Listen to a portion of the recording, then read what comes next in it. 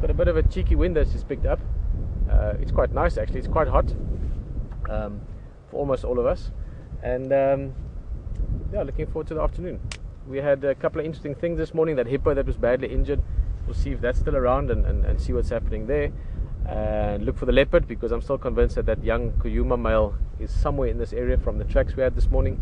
So lots to look forward to. HT is heading way over towards Arathusa side. He's going to show you some places that we haven't been to for the last week or so, so it'll be nice to see as well. And just generally looking forward to spending a day out in the bush with you. Brian's behind the camera. My name's Peter Pretorius, and also a very warm welcome to Graham Wallington. He's the visionary behind all of this, and I wanted to say grandfather of the project. He's not that old, he's actually still quite young. But Graham, always nice to have you here. Alex also coming in to bring some magic. Peter Brat and Will back in control. And that's Alex times two, the Russian and the Englishman. I'm sure there's a joke about that somewhere. But anyway, guys, welcome on safari with us. We can enjoy the afternoon. Let's go look around.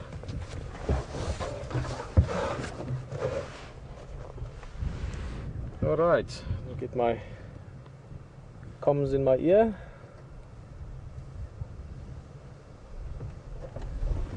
It's quite warm. It was actually almost on that sort of uncomfortably warm stage, but then this breeze that picked up literally seconds rather than minutes before we went live, it's actually making it nice and cool. Also, we are sitting in a bit of shade. Let me show you this quickly if I can get a decent looking one. No, not really. We will talk about this again, but these are little, we spoke about the sickle bush this morning actually. You can see the flowers. They make these little lantern flowers, like Chinese lanterns almost, but these are a little bit early. Most of them will come in the next few weeks, and we will look at them again. Beautiful flowers that these sickle bushes make. We spoke about it this morning. They're Landrobius flatarius, or more correctly the Dicostacris macronata. That's the Latin for it, but I'm not a big fan of Latin names. They tend to be very scientific, which is a good thing, but for the kind of thing we're doing, we want to know the fun stuff, the interesting stuff. For instance, that you can chew that for heartburn if need be.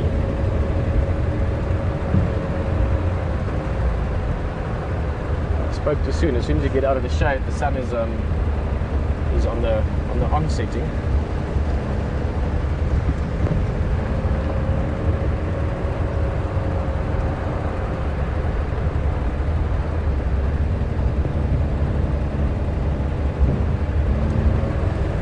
Guys, if you're maybe just joining us for your first or second or third game drive, firstly, I hope you have a lovely time and that you're going to enjoy it. Secondly, I hope you're going to tell your friends about it. We want to get many people on this. We're still planning a little record of millions of people sharing one live moment, hopefully a leopard, but we'll talk about that sometime later. But importantly, if you want to ask questions, I'm just going to roll into the shade here for us. A little bit cooler. Hello guys. If you want to ask questions, if you want to ask, for instance, are these female impala pregnant because they've got big bellies, then you can send those questions via two avenues. Either email it to questions@wildearth.tv or just tweet us at #SafariLive, either or. Can't get to all the questions, but we will touch on some. We love questions that are relevant to what we're looking at, to what we're doing, to what we're experiencing. And we love comments about where you're from and why you like Wild Earth and why you like doing this and why you like Africa. Anything like that, fire away. This female is ready to have a lamb, I think right now almost. She's that heavily pregnant. Crazy, crazy, crazy to think that inside her at the moment there's a fully living baby impala that might be within the next few hours literally be running around. The miracle of life is exactly that. No matter how well you understand it. I think if you go speak to the top scientists in the world that specialize and dedicate their lives to understanding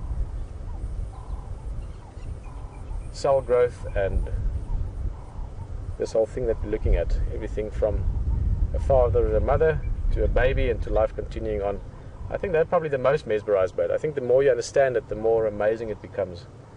I know this from my wife's explanations and talks. She knows a lot about these kind of things on a scientific level as well, and I think often the more you understand, the more you are amazed by the miracle of life. And I want to say, if I dare, mate, or if I dare to say, I feel a bit like that about the miracle of live as well. To do what we do right now, to be live in the bush, to be looking at these impalas, all of them, look at them. What is also amazing is even though they might give birth in the next 24 hours, they can still run at full speed to get away from a predator, jump over bushes. Amazing.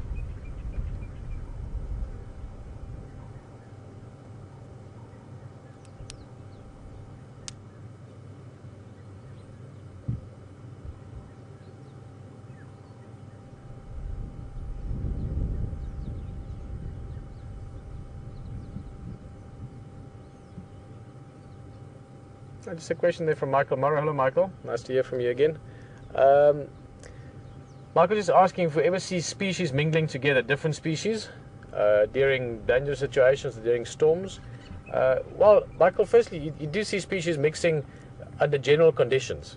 In other words, you would quite often find impala and wildebeest, like we saw yesterday, mixing, or zebra and wildebeest, or kudu and impala, depending on the habitat you're at and so on.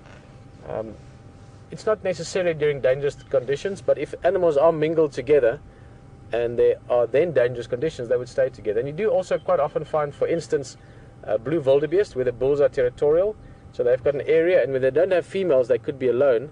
And then if there are other animals in their area, impala or zebra or whatever, they will often hang around with those. Just that it is safer in numbers. That's why many animals live in herds, more eyes, more ears to look and to listen, but also, if there's one of you and the leopard catches one, then you're the one. If there's 100 of you, you could be one of the 99 that get away. So there is that safety aspect as well in numbers. So animals do like hanging around together.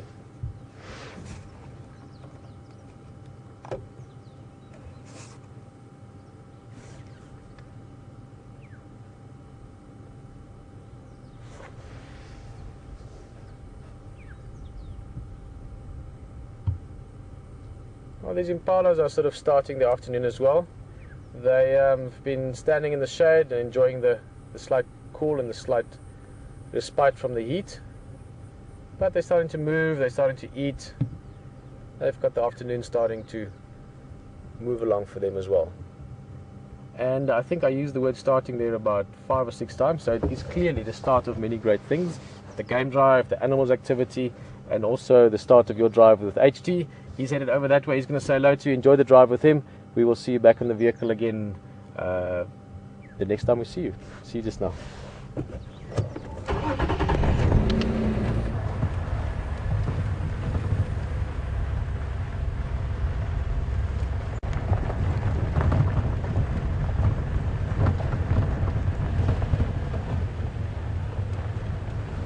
Hi everyone, welcome. My name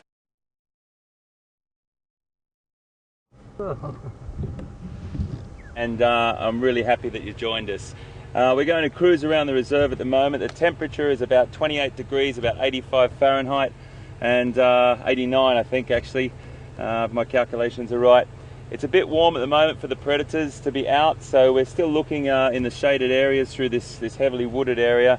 Just going to poke our nose around through some different roads. It's such a beautiful reserve. We had reports before of lots of elephant in the dams and things like that, so we'll definitely move around and try and find what we can. Pete's over on Djuma at the moment, and we'll just poke our nose around, see what we can find. The bigger animals like the elephant and giraffe and buffalo and things like that will probably be out and down by water points at the moment, so we'll have a bit of a look at them. But the cats and the prouder predators will probably be a little bit more static or a little bit more under the shade at the moment. We'll keep our eyes out for them always. If you want to send us any questions, please send questions at WildEarthTV. That's questions@WildEarth.tv. And if you want to tweet us, it's #SafariLive. If you've got any questions for us, we had some great questions this morning, and it's really always appreciated. Just like when you're on the vehicle, we talk to the guests and we learn lots about what they want to know, and you sort of steer the safari. That's what's the fantastic thing about this. It's interactive, it's coming to you live from South Africa, and it's an absolute pleasure to have you on board. Viam is behind the camera here today. He's my eyes in the sky, as you always know. He's had some fantastic spotting. We've spotted lines Liam's eyes caught lions, just a tail flick in terrain like this, a habitat like this the other day. I would have driven past it because I was talking to camera, so he's my other set of eyes and I couldn't do without him.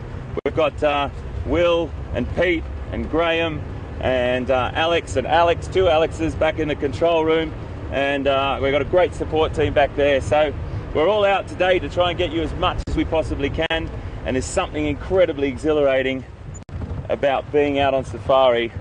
I've got two sends of information going on in my ear. I've got our final control room giving me information about anything they hear, and we've got the Game Drive channel as well, which is about 15-20 different guides feeding into one channel or two channels. Lets us know if there's anything out there. So we got ears on the ground, eyes in the sky, and hopefully we're going to have a fantastic afternoon.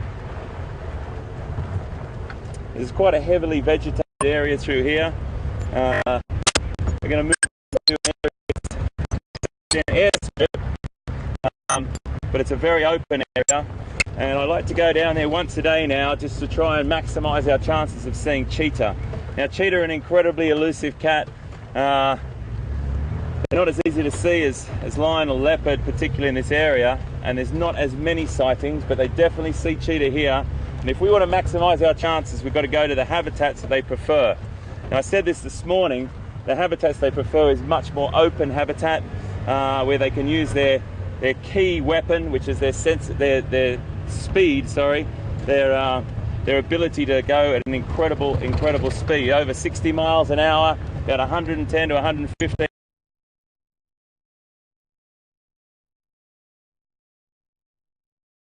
You could hardly see them running through the grass, and there's going to be more of them on the way, that's for sure, as there are with lots of other of the young animals being born at this time of the year, benefiting, their mothers benefiting from this really nutritious grass and plentiful supply of food. It's a great time of year to have your offspring. But then again, you know, not in the same breath, because they are incredibly beautiful to watch, but you know, it's a really important thing to remember that they fit into a food chain, and you will have lots of the predators as well benefiting from that, which also many of them will be having their offspring as well. Some of those predators will have their offspring all year round, it just depends, but there's some that will definitely prosper from this plentiful supply of food from the herbivores: impala, warthog, wildebeest, zebra, and we'll probably come across some beautiful impala. We've seen them, we stop for them all the time. They're just so fantastic to watch, and they set up little creches, so the youngsters will all be sitting together or playing together, whilst the parents or the mothers the mothers will be looking around, feeding around them, keeping a close eye for predators. So I'll definitely see loads of those as well. Particularly, I'm a big fan of impala. A lot of people give them a cursory glance after they've seen them once or twice, but it's really nice to stop and see herds of impala. They're a beautifully designed antelope.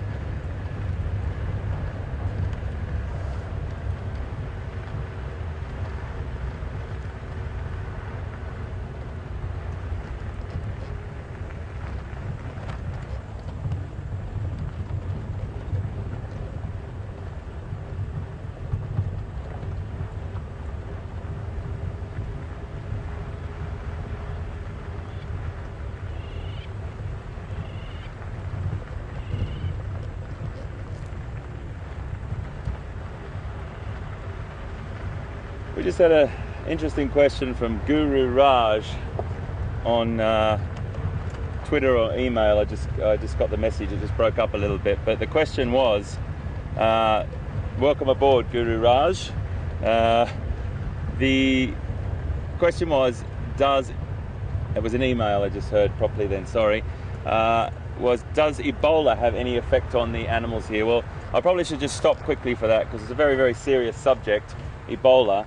I'll move off onto a slight tangent, but the reason why I stop is because we would never ever want to take away the hideous sort of effects that Ebola has had on the populations of West Africa and some other parts of Africa and also abroad.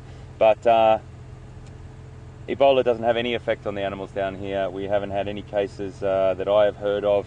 I have to admit we've been a little bit off the radar with the news down here over the last 2 weeks. We've immersed ourselves in Safari Live. We eat, breathe, drink, sleep this project. So I'm not really sure what's going on when it comes to cases being reported in Southern Africa, and I'm pretty sure there are none, or at least probably a very, very few. No effect on the animals down here, Guru Raj, that's for sure. But I really want to just, from all of our team, anyone that is affected by Ebola in Africa, our hearts really do go out for you and your families and whoever that has been affected, because it's an incredibly serious situation. But at the same time, I know that there's massive efforts being made by extraordinary organisations to help African countries, and the African countries themselves are really doing a fine job on that at the moment, as far as I'm aware. So, Guru Raj, no effect on the animals down here, but our thoughts and hearts go out to the people that have been affected.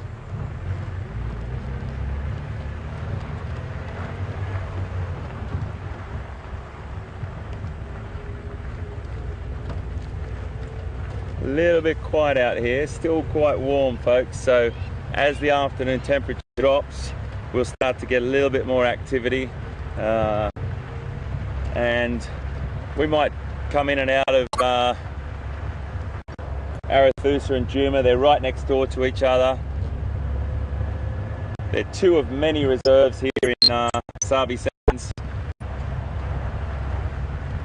but two incredible reserves that we've had the most amazing time on over the last 2 weeks.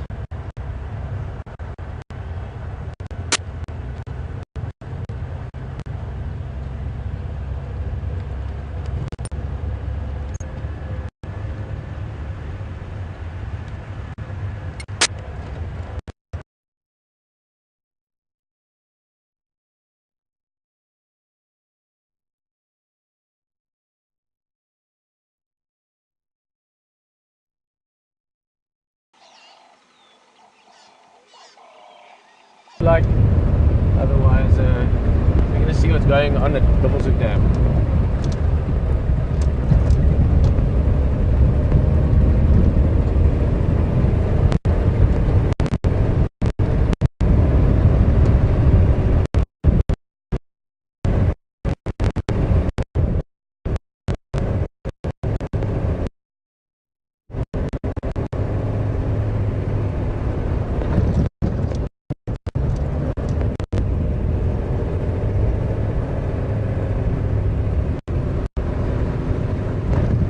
There's a Batelier flying away.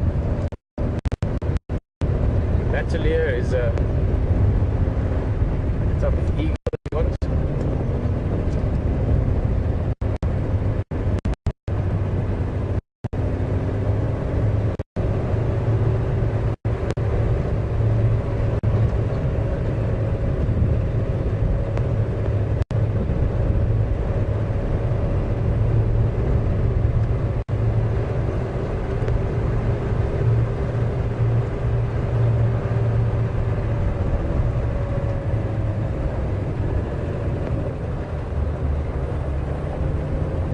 Sun today. We're looking here, we're driving basically straight north, so that's west, that's where the sun will be setting in about 2 hours from now. But it's really bright sunlight.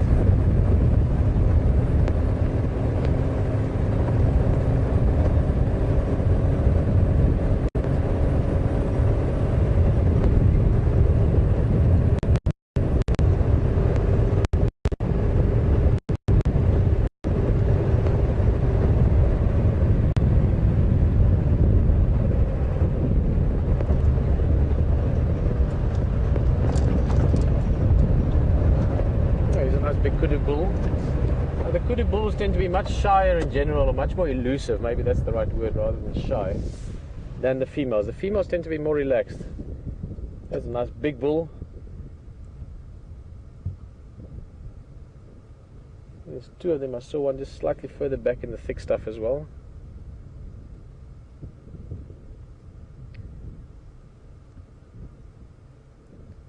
One of the larger antelope. There's a couple of species of antelope larger than a kudu, eland, roan, sable and so on. Well, I say so on, that's about it. So they are quite big antelope.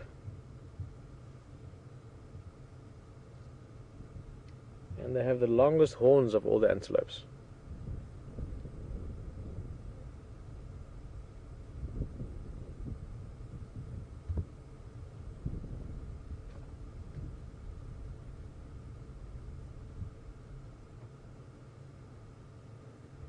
So this guy's a little bit in the thick stuff. I think we're going to see too much more of him.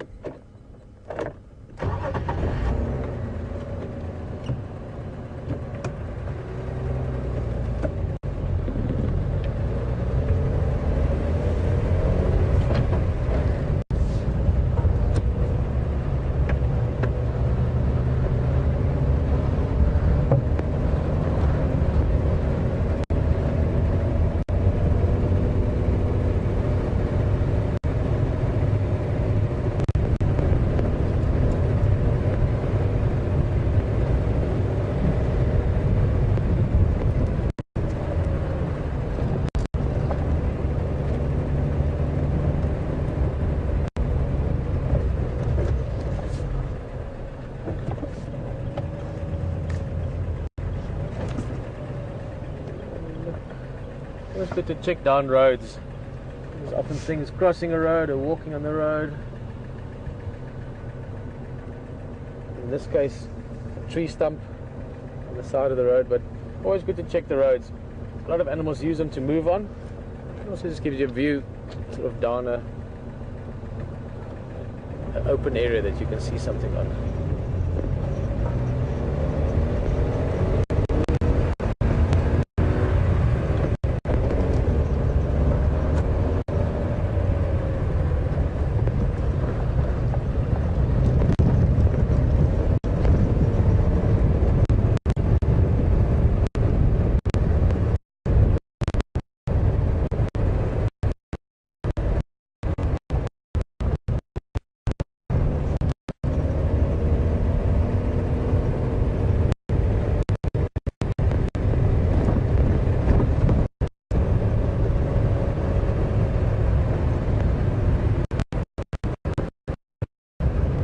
Just moving along slowly.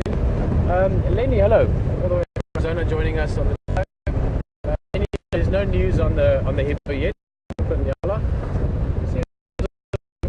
As the afternoon is sort of winding towards evening. Nyala actually in the same subfamily as kudu that we just saw further back, as well as bushbuck and eland. It's got to do with the ridge running along the length of the horns, so that's what sort of puts them in a subfamily together. But Lenny, no news on the hippo. We'll have a look around this evening again. We haven't been over Voitila Dam, so when we go past the dam later on, I do plan to be back in that area before sunset. I still have a feeling about a leopard that might be around there. And we'll have a look at Voitila Dam, see if the hippo maybe found some refuge in the water. If not, I'm thinking it would have found some shade somewhere. And maybe we see it later again, but keep our eyes and ears on that one. What Lenny's referring to, for those of you that didn't join us on the morning drive or the sunrise drive, we had two hippos that were fighting a bit around Voitila Dam. We got there just after the fight. We heard about it from one of the other game drives. And the one hippo had really bad injuries. I think a little bit maybe from the fight this morning, but they look like old injuries. And it's an old hippo, many scars and so on. And hippo is definitely on his way out. That was quite a sad thing to see, but we talked through all of it, and if we see him again we'll talk about it. But obviously this hippo also had a full rich life. He was a big guy.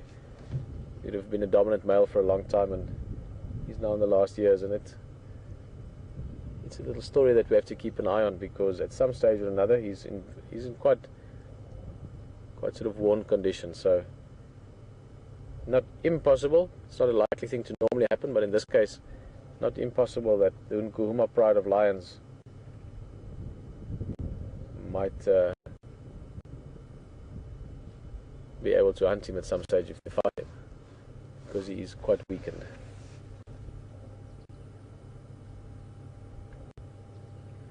Nyalas are also browsers, meaning they eat leaves. And That means this is good times for them. Even without big rains, we haven't really had the big rains yet for summer, but even without that, your trees react more to length of days. So how much it rains obviously will have an influence long term, but in this sort of part of the summer, when often your grazers, things that eat grass, might be struggling a little bit still, your browsers have the benefit that the trees start flushing anyway. So they've got this beautiful food. I mean, this is just, if you look at this, this is like, you know, being in the middle of the biggest, best shop and restaurant all in one for this nyala. It's just green leaves everywhere. The good food.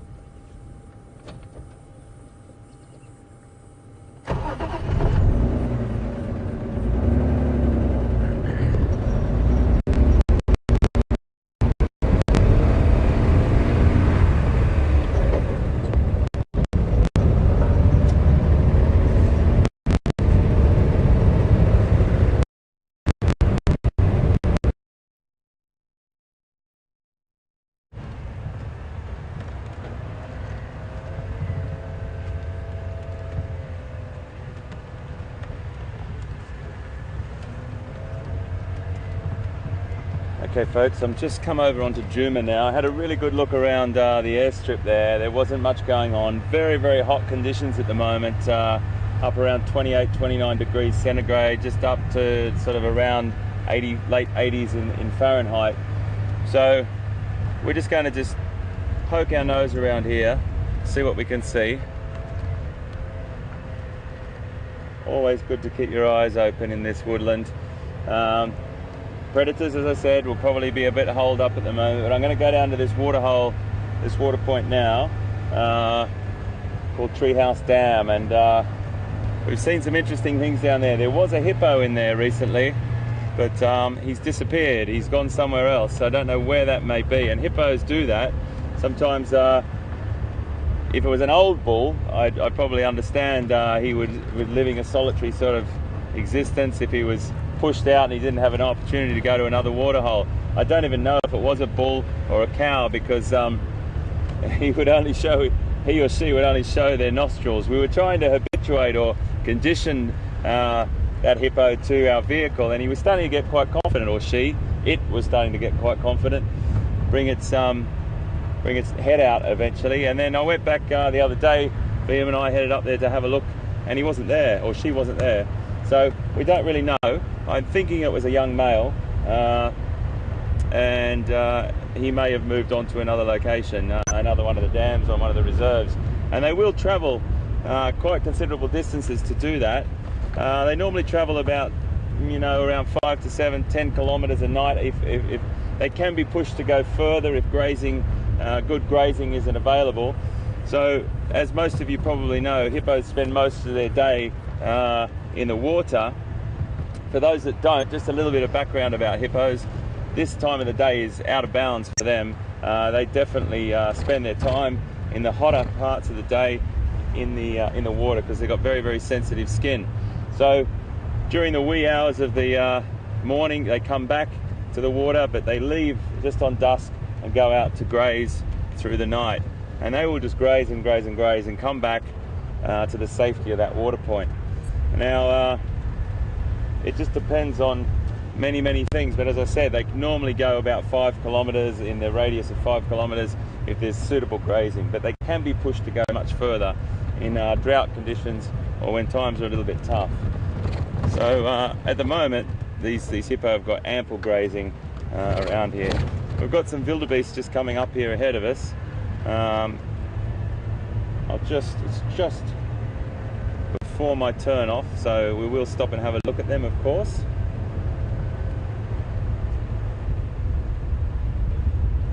You'll see this area looks a little bit sparse. Oh, VM just spotted something beautiful. Well done, mate. VM has just spotted a kudu bull. He's a little bit in the brush over there, but I think you'll still be able to get a little vision of him. If we just pan around. This is a kudu, and the kudus, we might just need to get in there. It's a bit tight. It's a little bit tricky. He's turned his rear to us, but you can see those incredible horns. He's walking through there now. It's a very, very difficult to see, but at the same time, it's a great, there he is, he's just stopped. I'm just rolling down a little bit. There we go. Look at those incredible horns. Those beautiful, beautiful horns. I told the story this morning, but I'll just drop it in really quickly again.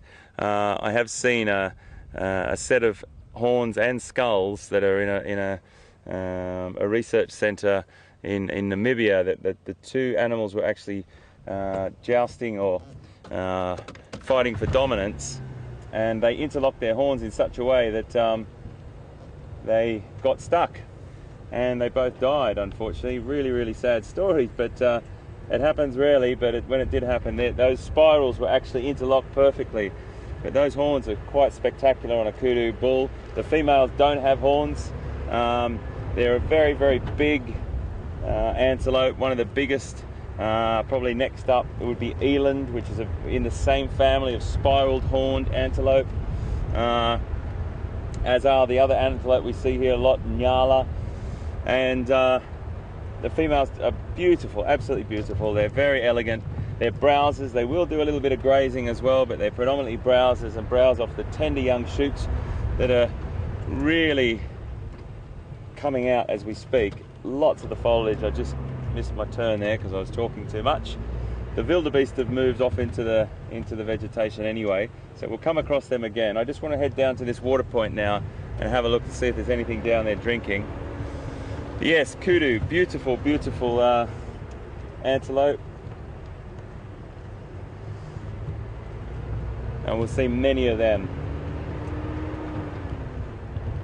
They've got a gorgeous side stripe to them down, which are a little bit like a fingerprint. No two side stripe patterns are the same on the kudu, and they use that to break up their body shape. They're very, very similar colour to the stems of the shrubs and the trunks of the trees, so they blend in beautifully.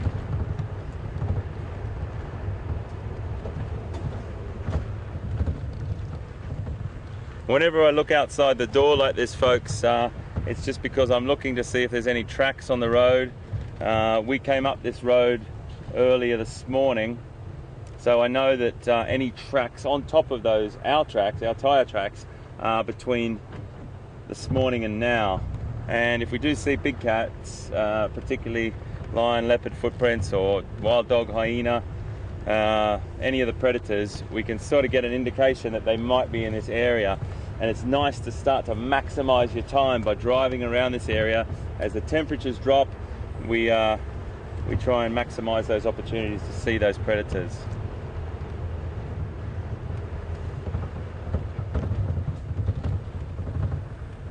I've got zebra hoof prints or footprints, very similar to horse, pretty much exactly the same as a horse, a little bit different here and there, but you would take it as a horse footprint that have traveled that way. And we'll definitely see zebra as well. The zebra we have here on the reserve is the common zebra or the plain zebra. Virtuals, we see them, and they've got the ones that are black, they're black stripe. So we're just coming up to this water hole now, just going in nice and slowly.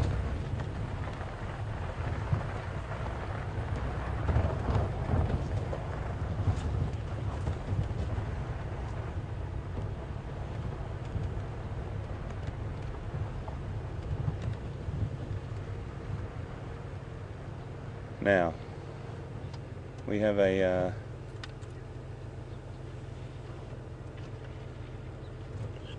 I'm just going to be really respectful here, guys, so I'm going to pull back a little bit and just hide up here. And can you get that shot, mate? I'm just going to get to there. Can you see that? Yeah. There's something here. I've pulled back considerably because I don't want to stress him. This is the individual we saw this morning. I had an idea that he was making his way back to, and I'm whispering because I just don't want to stress him out any more than he is. This is Treehouse Dam.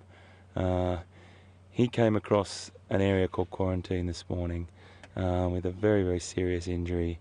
He's got a serious injury on his right shoulder there, you can see.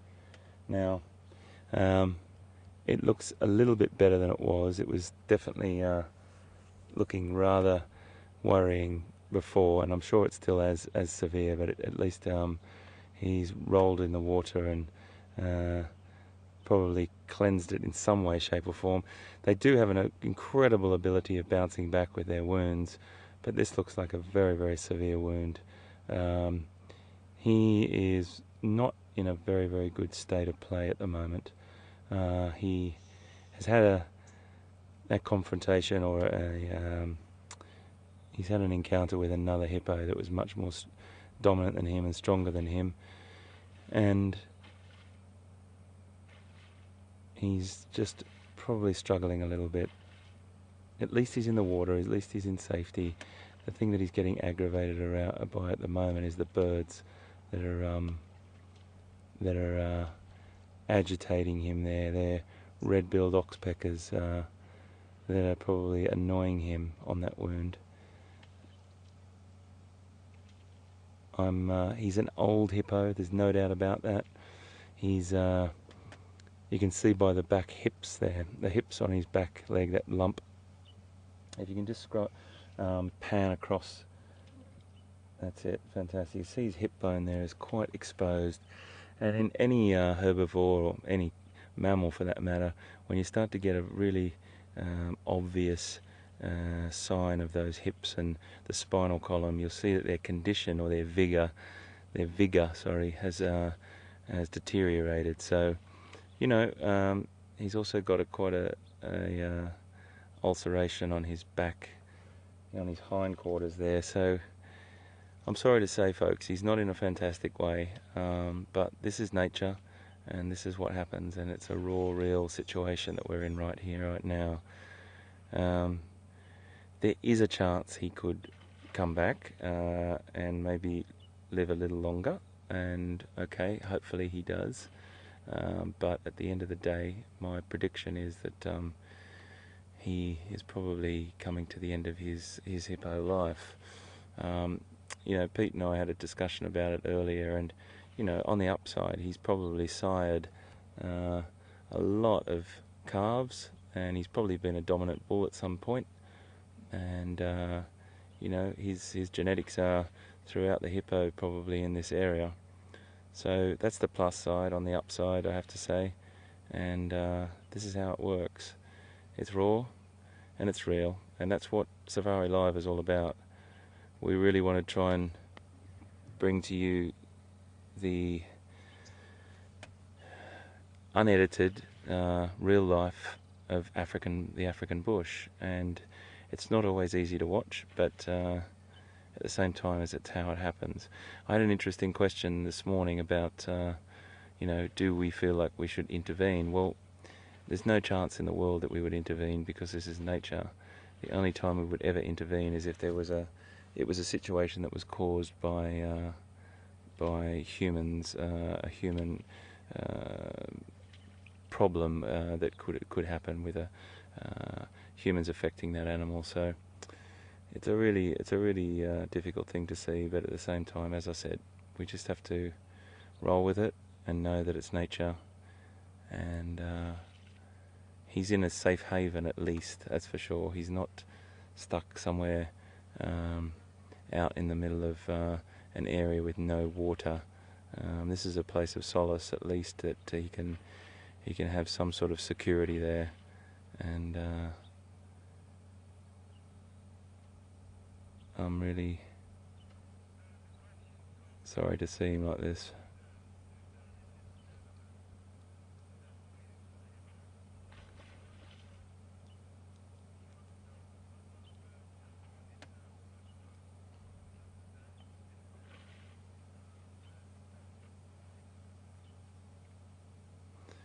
We just got a question from Suzanne in the Netherlands. Thank you, Suzanne, and welcome aboard. It's always great to have you on the safari. Suzanne's question is, will those birds, those red-billed oxpeckers, help or hinder that wound? Well, I'm sorry to say they will hinder the wound.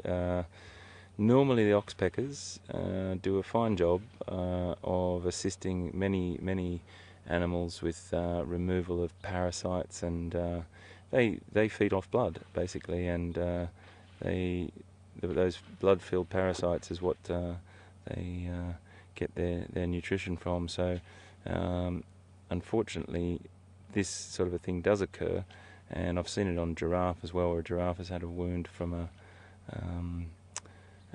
lion attack, and those oxpeckers have just been, just when it's healing, the oxpeckers will probably aggravate it a bit. So unfortunately they will, but he's probably got the ability to roll over the other side, but it might be so painful that he can't. But he's probably just trying to splash water with his tail at the moment to keep them off, and that's what he's doing. You can see as they land, he flicks water onto them with his tail. But yeah, it's a very, very good question, Suzanne, and unfortunately I have to answer and the truth is, it's probably more of a hindrance than a help. It is a hindrance, not a help. Yeah, I think we can probably leave him in peace. I think it's the right thing to do. I'm just going to gently start the car and move forward. I don't want to disturb him. We will come back and check on him periodically. I don't even know if he's got enough energy to feed at the moment, but I'll definitely make sure I come back, folks, and check on him and keep you updated. We'll go for a bit of a drive around and watch him, but I think that if we walk away with the positives, or we drive away with the positives, what we were talking about before, he's probably been a successful bull, and if it's any consolation, he is in his ultimate safety zone, and that's in a water hole where he can at least try and get some security. Okay, let's leave him be.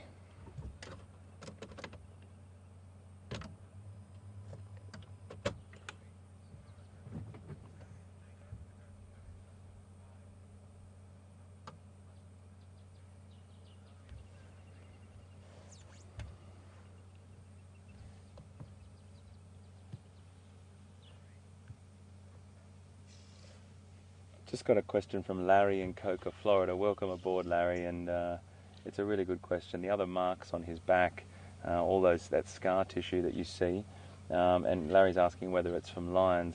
Well, it's impossible for us to say that some of those scars might not be an encounter with a predator, but I think, and I'm just having an educated guess of working with hippos for a very long time in captivity and watching them in the wild, that it's probably more than likely other scars from battles with other hippos, and that sort of thing happens a lot. But they do have this incredible healing ability in the water when there's small tissue wounds to their tissue on their body. But the one that he's got on his shoulder, on his rump, is really quite a serious wound. So the small ones on his abdomen there, you can just see between his shoulder and his pelvis, are probably old battles with other hippos, and the one on his right shoulder is definitely a tusk from a hippo, and that is a really serious encounter with another hippo, and their teeth are incredibly sharp and very powerful creature. So we're going to let this guy be in peace, and we'll come back and check on him later. But yeah, it's one of those things that's really hard to watch.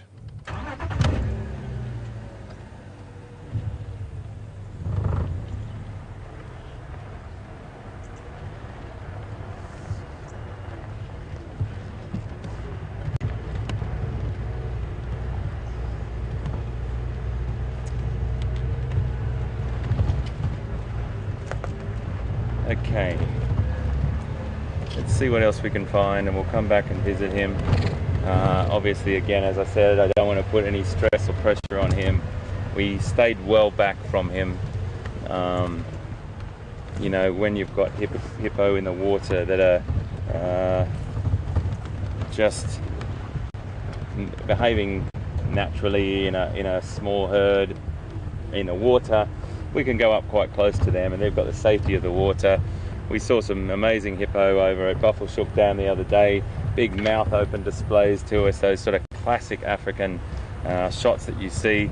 and we were bringing them to you live, which was a beautiful feeling for you to be able to do, because everyone wants to see that big hippo mouth open.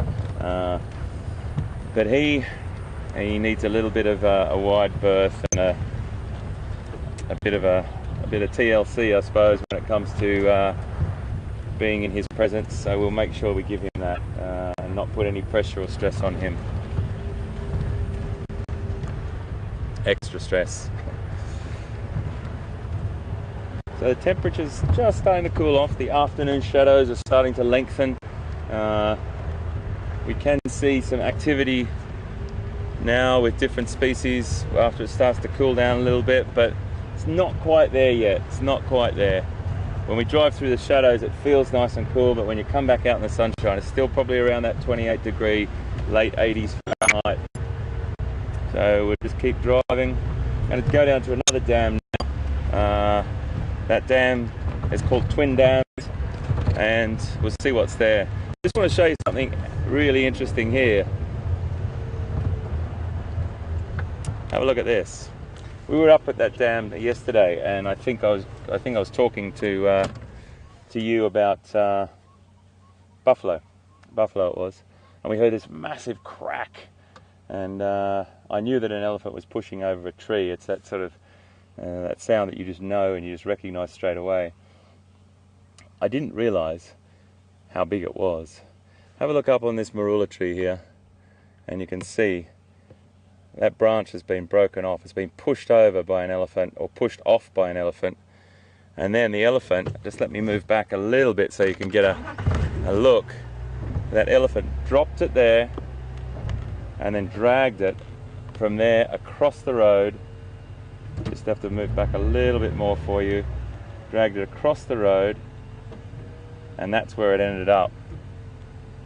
And he or she, probably one of the bulls, I'd imagine, I'll just let you have a little look here, has just fed off the tender young shoots off the top, and that's where it's finished. And you can see that drag mark all the way through there.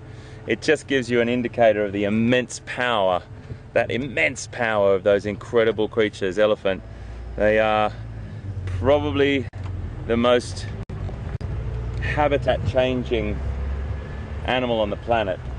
They change their habitat by browsing and pushing over trees and turning woodland areas, or sort of loose woodland areas, riverine areas, or any area like this. They can turn that into an open grass area, which a lot of people sort of think or call damage. Now, if you've got a big population of elephant or an overpopulation of elephant in an area, they can definitely play havoc on the trees and the shrubs. But if the balance is right, you will get some of these areas opening up as grassland. Then other animals come to those areas, and then the elephants move on, and they might not come back here for some time if the food's not here. But it just depends on so many different things, the carrying capacity of the land, etc., etc. But in a nutshell, elephants, all these little trees that you see broken off or pushed over are from elephant. And you know, those creates other habitats. You can't forget about all the invertebrates, all the small insects and all those sorts of things that fit into this incredible ecosystem. So it creates habitats for loads of different things. Invertebrates, reptiles, and other small mammals as well. Those logs that die, and it all fits into that perfect picture we call Africa. And it's a great thing to take into consideration, that immense power. Don't know what that was, but I just saw something very interesting. I don't know what it was. Oh, there it is. It's a little duiker. Oh, they're so tricky. Every time I stop to show you duiker, it's really hard, guys. I talk about them. There's a small antelope called a duiker, D-U-I-K-E-R, and it's Afrikaans. In Afrikaans, it means diver. Afrikaans being one of the languages widely spoken down here. Here's a couple of nice boys. Hello, gentlemen. Very relaxed. We'll come back to duiker. He's an old bull, that one. This is a bachelor herd, and we come across them pretty much every drive. Not these particular bachelors, but certainly many a bachelor herd. They're very relaxed and habituated to the vehicle, so I'll just roll down a little bit closer and show you. These are going to be bulls that have either been ousted from the herd or past their prime.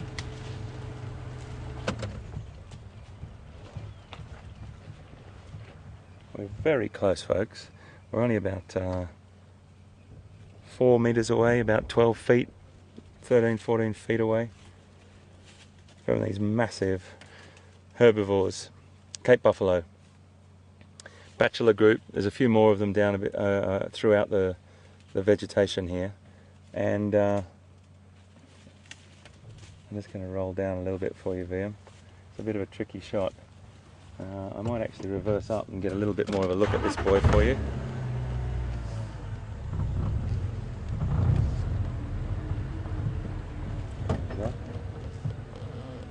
He's a beautiful boy. Lovely sunlight in his eyes there.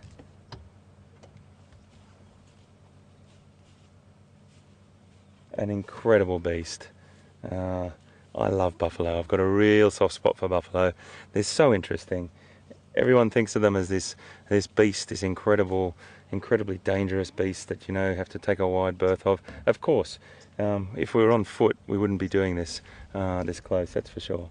But in the safety of the vehicle, and also the animals being very, very habituated and familiar with the vehicle, we're completely fine. The animals are behaving completely naturally, which is what Safari Live is all about. We're not about changing the behavior of the animals whatsoever. It's about trying to be as close as we possibly can and us reading them and reading that behavior, so we make sure that we're showing that natural behavior. They're just grazing through this little bit of open woodland here, and they will hang out in a number anywhere between 6 and 15, and sometimes they'll live a solitary existence depending on how much the population is in the area. But they're fantastic creatures. We saw a great herd this morning over the other side, a massive herd of about 200, a breeding herd, and there'll be small clans that are about 10 to 15 females with another male that will be covering that clan of females. They're non-territorial, but they do have bulls that will compete for dominance over a small clan. And when all the small clans meet up, I like to call it the Buffalo Nation. They meet up and they socialize and they carry on to watercourses and drink together, and there's a dedicated pathfinder, and I love that name. The pathfinder is the individual that will lead them to water and pastures on a daily routine, and that one will just take off and the others will follow. Now, I know I say this quite often, but I think it's really nice just to talk about it again and again, that these beautiful herds of buffalo find safety in numbers, and they're a force to be reckoned with, as are those 6 individuals. I have to say, they would be a formidable opponent for a line pride, but line again have great skills in hunting buffalo. Now, some line prides will be much more skilled than others. You'll find some line prides in Africa don't actually have the skills to hunt buffalo, but then others that will just predominantly hunt buffalo, and the same with other species as well. So it's really interesting to know that these animals have skills, particular talents that they hone over time, and individuals within that pride will be a specialist hunter. When you've got buffalo, that's when the boys do come into play. The lines, with their sheer size and weight, will be play quite a part in that hunt. Not always, but they can.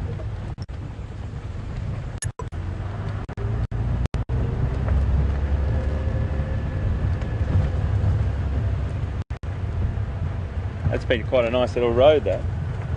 Quite a nice little road. So we're just coming up to this other dam here called Twin Dams, which I always like to stop at as well.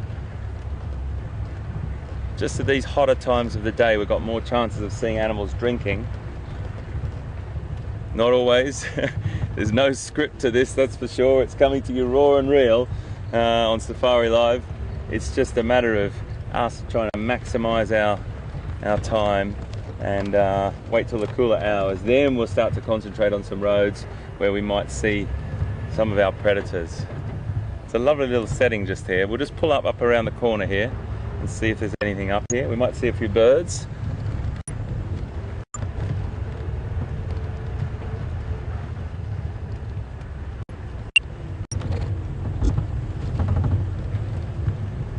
The thing I love about Safari Live is that it's hugely interactive with you. You know, it's like we've got everyone on the vehicle, and it feels really nice to be able to talk to you. Here's a lovely bird. Here's a lovely bird with lovely light on it as well. Just here on the right-hand side. He's just actually. Let me get a. There's another one on this left tree as well, VM. So just let me get into position a bit better for you. It's called a grey lowry or a go-away bird. We've got it on our bird list.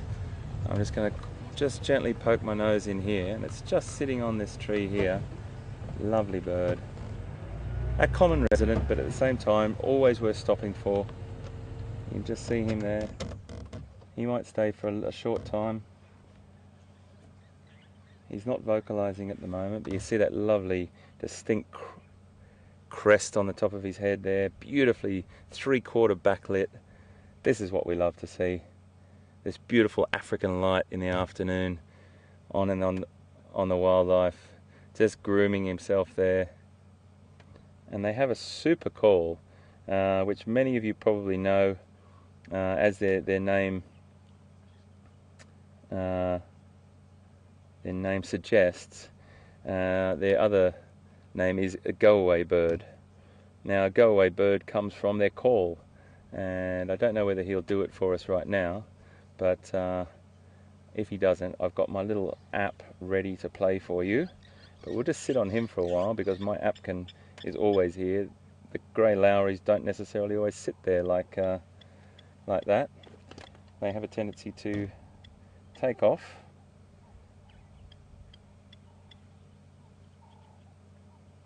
And be a little bit more busy. Look at that beautiful ash grey colour. Another name for them is a turaco. They're in that group of turacos, and there's many different varieties. But they've got a long tail and that lovely pointed crest on their head. There's another bird here in Africa called a mouse bird. I always think that they look like a larger version of a mouse bird. So they're a really common resident of this sort of acacia savanna and that dry open woodland. And you'll also see them in suburban gardens in Africa, which is always a great thrill. They're a very conspicuous bird as well. Like they don't sort of shy away even when they are foraging or they're flying. You can see them pretty easily, but sometimes they just have a tendency to fly off far away from us. So it's been quite nice to see them up close. There's another one just in there grooming itself. Might just try and just roll down for you one little spot. No, I can't really. I might make him fly. Come and have a look at my app here, just ever so quickly, and then we'll go back to them if they're still there.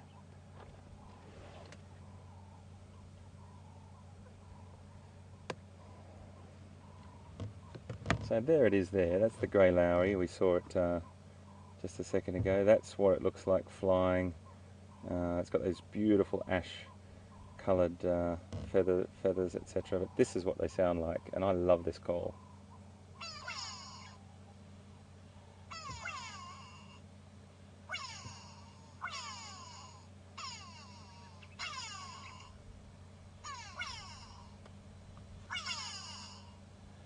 So it sounds like go away, go away. And it can be an alarm call, majority of the time it is. Go away, you can always use that, listen to that call. It could be an indicator of a predator or some danger or something like that for an animal. But there's, you definitely hear it all over this open savanna woodland. That's a beautiful shot. Oh, that's a pretty bird.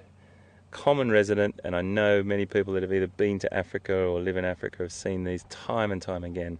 But sometimes it's just really nice to stop and look at the things, a lot of the things that we take for granted. Really nice. Okay folks, we're going to move on.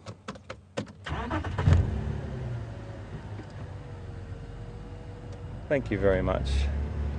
That was a really nice little encounter with those birds.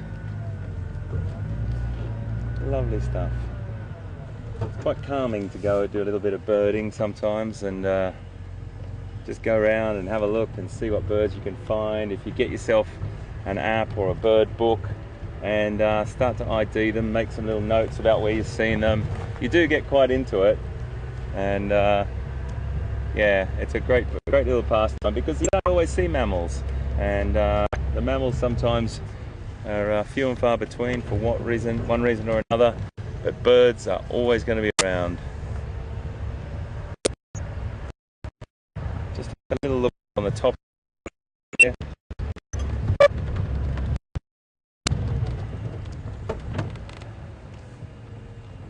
So a good place for us to come and sit sometimes, and I'll do a bit of a loop and go around here a few times, see what else we can find.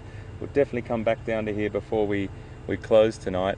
I look down at my watch, and I always love looking and thinking, wow, we've got an hour and 3/4 to go, which is brilliant. The afternoon is still young, as they say, and you never know what's around the next corner.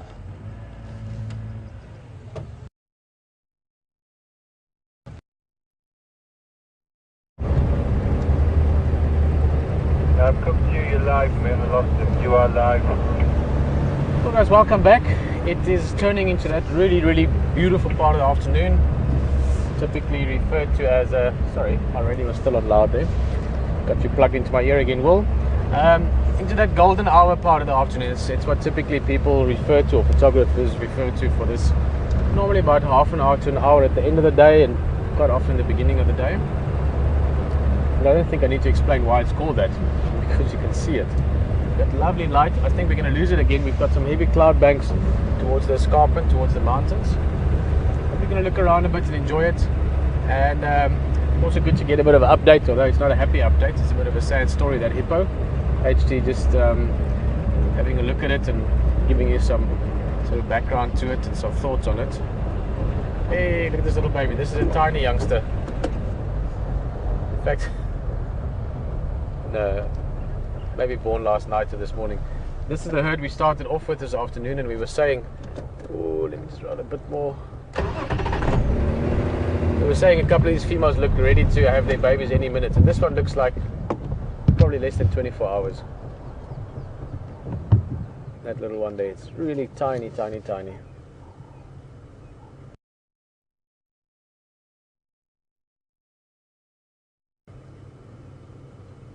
Wait, see that one is running through. Start and end your day on safari.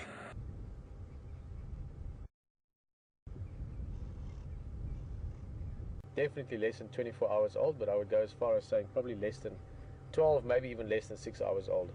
And that's partly because the other impalas are coming to sniff it, so it shows you that it's only been introduced to the herd quite recently. Oh, look at that, it's looking at the bird. Oh, sorry, I'm looking at a different little one.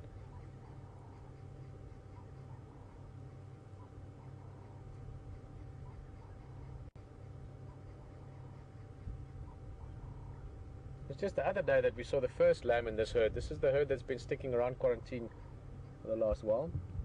We're now already on 1, 2, 3, 4 little ones that I can see.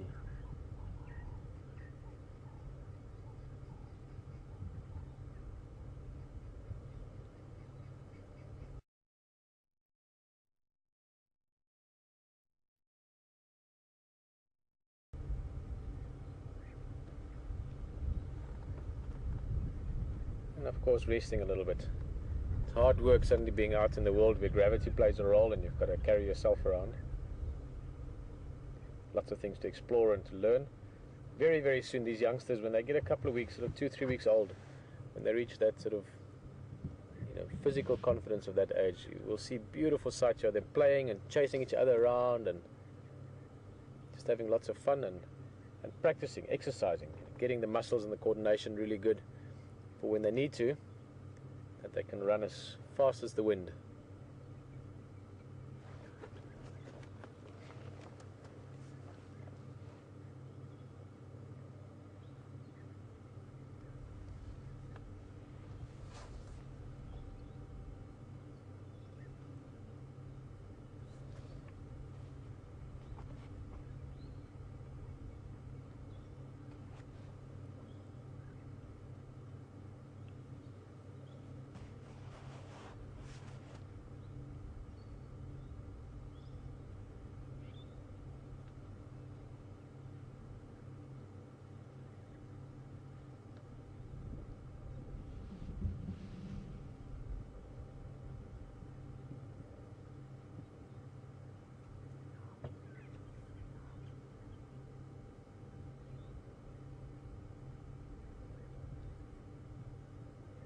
There was a female heading over with what looked like also a youngish lamb with her.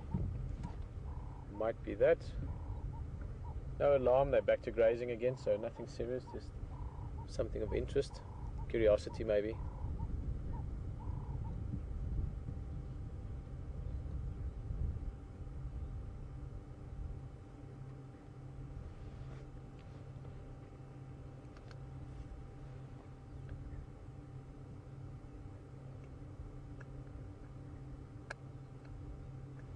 Now this male is not necessarily, in fact, quite unlikely that he's the father of many of these lambs. Perhaps some of them. He's a big male. He would have been a big male 6-8 months ago when the rutting season was in full swing, when the guys were really competing for females.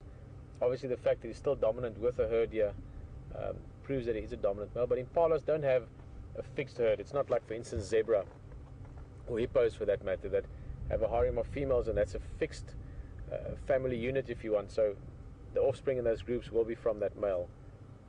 With impala, there would have been different males mating with these females over the space of a few weeks.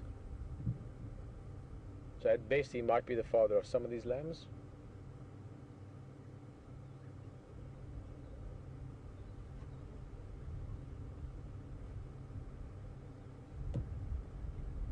Let's take a slow drive along, see what else is around.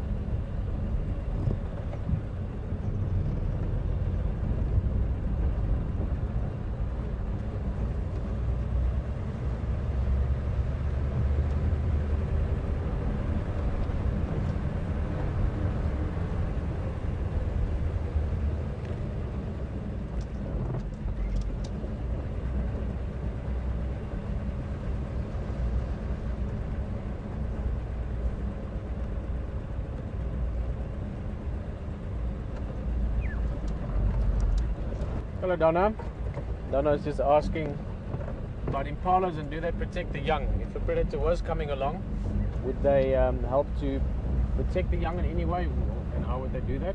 Well, the first protection obviously is not getting caught. In other words, they go away from the group to avoid, the the attraction of the big herd, or the obviousness of the big herd. Once the young are born, they do keep them close, and they will, if a predator did come along, they would help to try and prevent from being in a situation where they're getting hunted. So they will see it early enough, they will make alarm calls, they will run away. So that's all ways of protecting the young.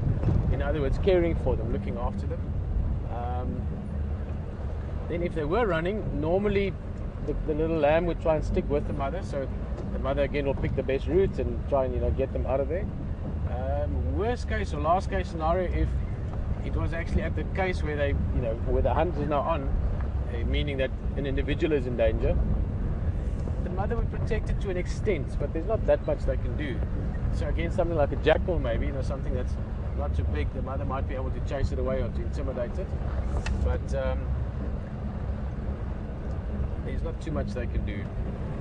Something like a wildebeest, some of the bigger antelope that have big horns, that kind of thing, they can sometimes protect the young, in the direct confrontation.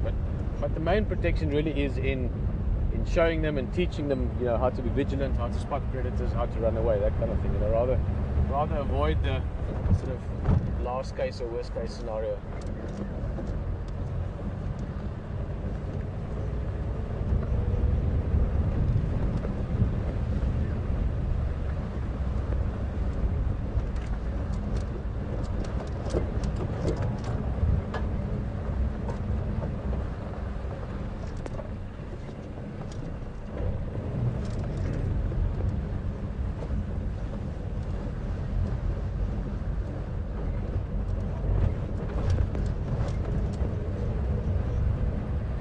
Hello Christine, from North Carolina. We haven't had someone ask a question from North Carolina for a while.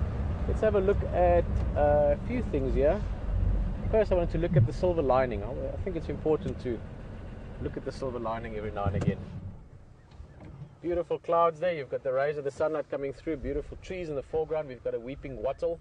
This morning's drive we talked about those yellow flowers. It's quite a stunning afternoon scene here. Not clouds that should bother us.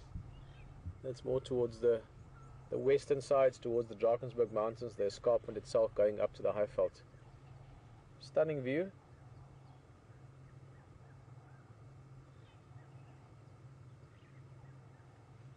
Keep an eye on that, we might have a bit more of a sunset developing later on.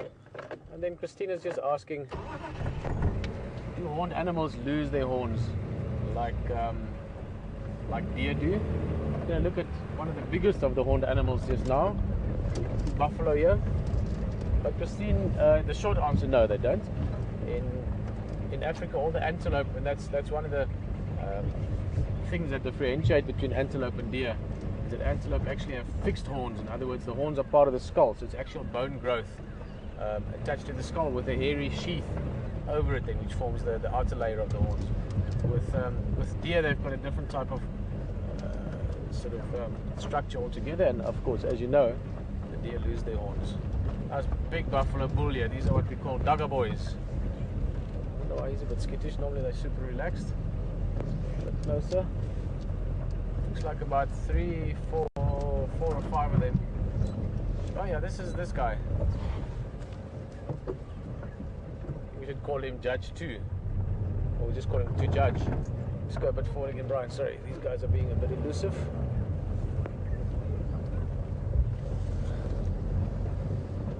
I think we'll call him 2 Judge. Reason is, quite some years ago, we used to have a bull here that was called the Judge, and he had his bosses, but they were really short, broken off quite short. Looked like those wigs that the judges wear in many courts still.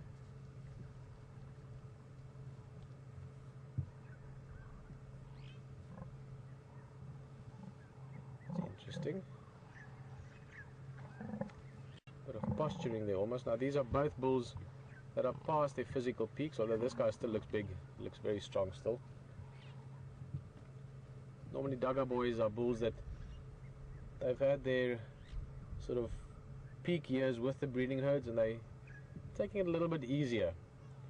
They're staying around where there's good water to drink and easy access to good grazing, but they don't need to move as much as the breeding herds do. You can see the horn tips are a bit blunter. He's had a lot of fights in his life.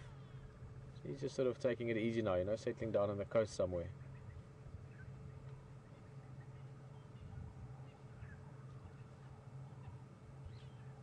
Still big guys, not to be messed with.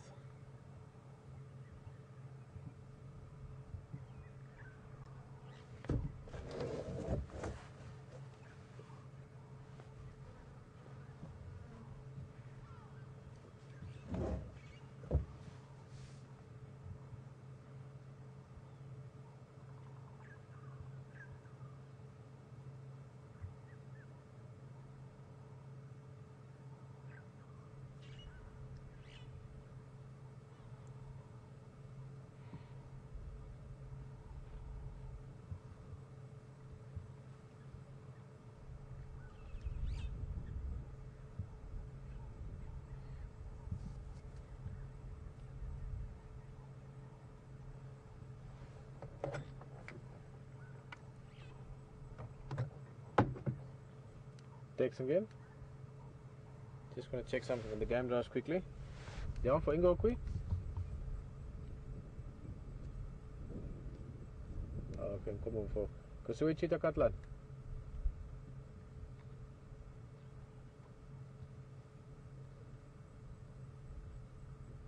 Okay, which Ingo for? Okay, multi stuff. Give me a shot if you're heading this way. A little bit of the bush radar, just hearing what the guys are seeing in the neighboring areas, and this may be something that could be of interest to us later.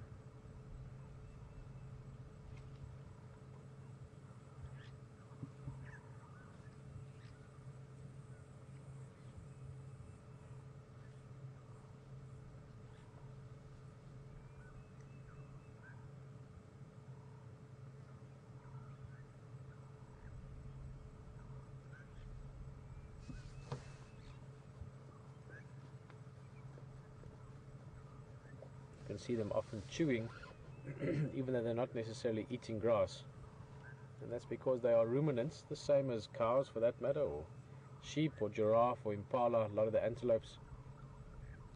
So they eat grass during the course of the day, and then later on, even during the night when they settle down, they will regurgitate the grass out of the first main stomach or the rumen itself, and then chew it again and just grind it down gradually until it's really fine. And then it goes through different compartments in the stomach. You've got different sort of chambers in the stomach, and that enables them to digest food that might not be of the best quality, and also allows them to digest cellulose. So the structure of the grass is broken down to an extent where they can get enough nutrition from it to build their bodies up to these magnificent beasts. You think of how strong they are and how bulky they are, and this is from eating food that would not even sustain a human at all, never mind build muscle to the extent of 800-900 kilograms. It's about 2,000 pounds or so.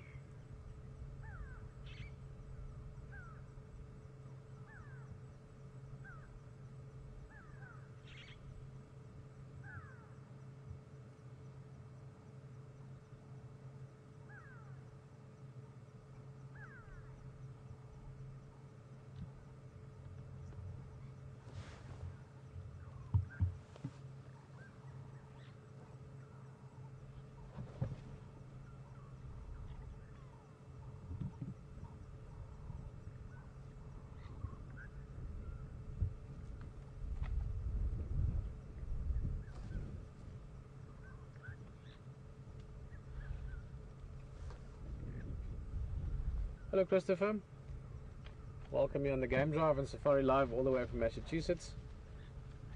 Christopher's just asking how all these buffalo are likely to be. Well, there'll be a little bit of variation. In fact, the one bull in there doesn't look that old, but they live to about, again, this can vary greatly depending on conditions, but 15-20 years old, that would be quite old for a buffalo.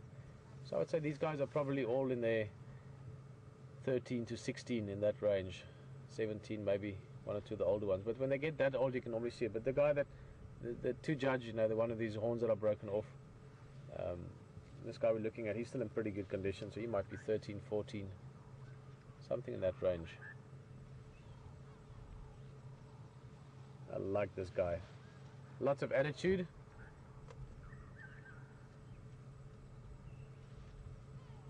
And to have horns like that, he would have had many big scraps in his life. I think he would have been quite the character. Still is. Look at that face. Giving us the stare down there.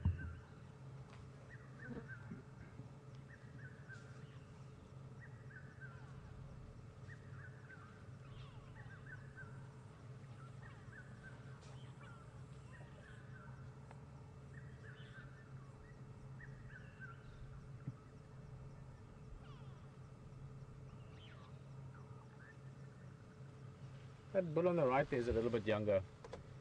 If you have a look at him, his horns are a bit smaller, so he's probably a little bit younger. You do get younger bulls sometimes hanging around with the bachelor boys, maybe for a bit of experience or a bit of lessons in life kind of thing, and a bit of horn wrestling. Peggy, very glad that you're enjoying it. I must say it's lovely to be out here. It's always nice in the bush, and it's great to have a character or two, especially with the buffalo. A couple of Duggar boys to get to know. From the sound of it, you also remember, obviously, the original judge.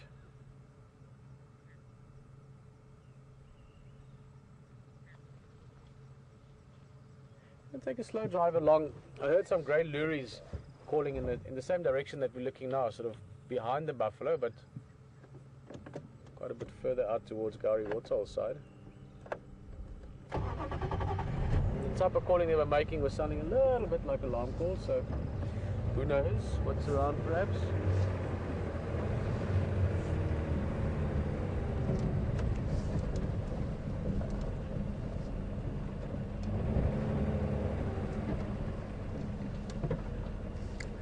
Well, as we said, the sunset is actually getting nicer and nicer.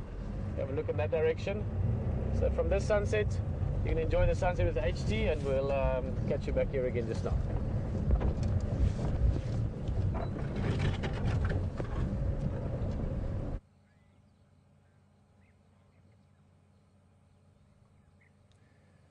I just wanted to stop here, folks, just because you can't drive past a view like that, and I wanted to just share that with you. This is what Africa's about. Africa's about those views that go off into the distance. You can see right off far away a lovely highland area there, little mountain sort of off in the background there, but the beautiful acacia woodland across as far as the eye can see, with that haze and that beautiful cloud. The sun's just going down, and we're up on a place called Impala Plains. We've seen many a predator up here, but we often come up here just to sit for a little bit and set a spell, I suppose, yeah. Really just to enjoy what it's all about. I've seen lions chuck like that. I've seen a It's lion all about, go probably 3 times the height of the buffalo, the anticipation, but literally like driving around like that, and seeing these and then land and just go straight back. But also just I mean, the impala and the wild dogs the other day, you know, people got on about the wild dogs are so cruel and whatnot, and it's quite cool. But I mean, it was, I don't know how long that whole kill takes, but we should go look at the footage. Probably 10 minutes, yeah, if that. I've seen lions and buffalo, it takes them an hour. That thing's tail is off, its stomach's hanging out, and it stands up again, yeah, and it fights. We might visit that hippo right at the end of our drive, just to see how it's getting on. But yeah, I'm really sad to say I don't think he's got many more nights left. I'm not sure whether it's going to be our last night tonight, so to see him, but we'll go down and check him out just at the end, and obviously again respectfully keep our distance and give him as much peace as we can. Just want to get another little eyeball on him before we go tonight.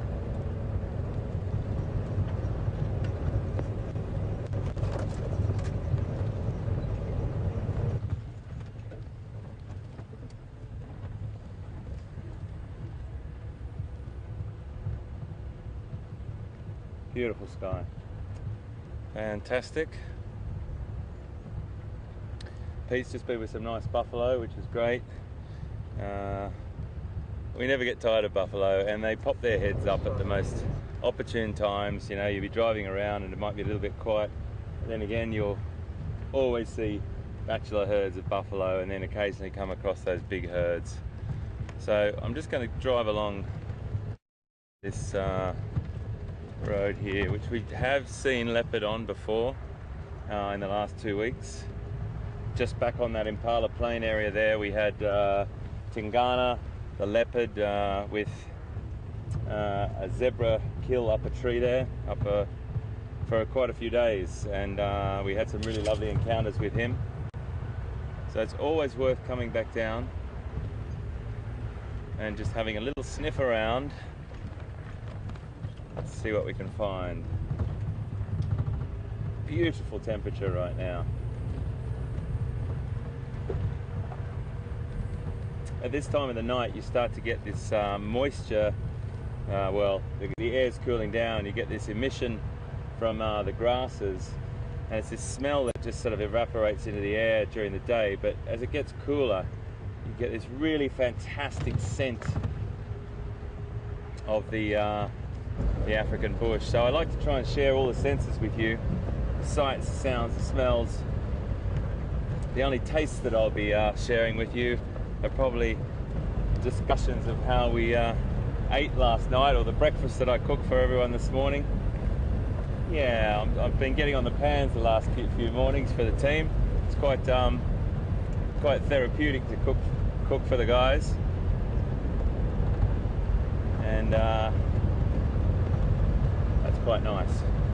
Had toasted avocado, bacon, cheese and tomato sandwiches this morning, which was quite all right. Liam, what did you think of them? Yeah, quite good. Good. Yesterday we had a big frittata, which was went down well with the team. Always good to get a full belly after a big drive, like we have in the mornings, because we get up at 4 o'clock in the morning to get out to the reserve to bring you this live stream, and you do get a hunger on after the end of it, that's for sure. It's quite nice to cook. I really enjoy it.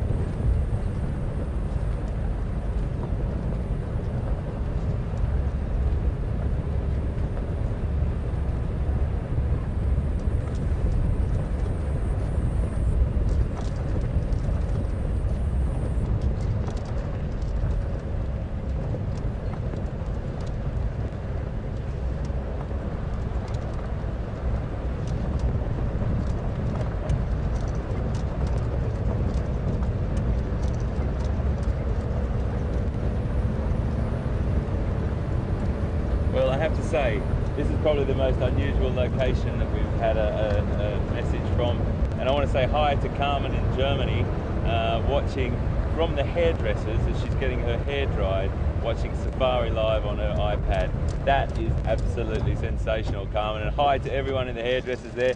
I could definitely do with a bit of a cut at the moment myself, so yeah, I need to probably do it as well. But what a great message. Thank you so much, guys. That really makes our day. It just goes to show you that you can watch Safari Live anywhere that you have an opportunity with a smartphone or a tablet or a computer. So that is just brilliant. It blows my mind. It brings it back to reality why we do this. It's just fantastic. Everyone can share this experience. So hi, Carmen and everyone there, and I hope you're enjoying your bit of pampering. We're getting a full body massage in the vehicle. It comes free on Safari Live to the cameraman and the driver. It's a full body massage that we get every day. It feels like you've been through a bit of a washing machine, but it's all great. Great stuff, Carmen. Thanks so much and welcome aboard.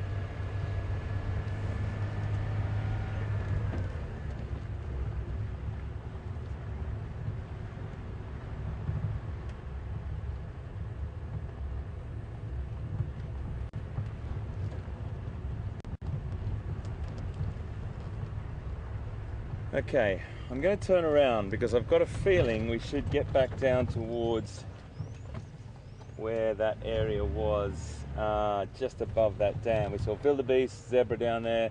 There's lots of herbivores or plains animals in the sort of acacia woodland, and they're starting to come out. Just want to maximize our areas and stick around those animals, because if we do come across leopard, it's probably going to be looking or hunting, investigating an area, and I don't know, you just get a little feeling now and again, you get a bit of an intuition. We do it often. We ask everyone that's on board with us which road we should go down.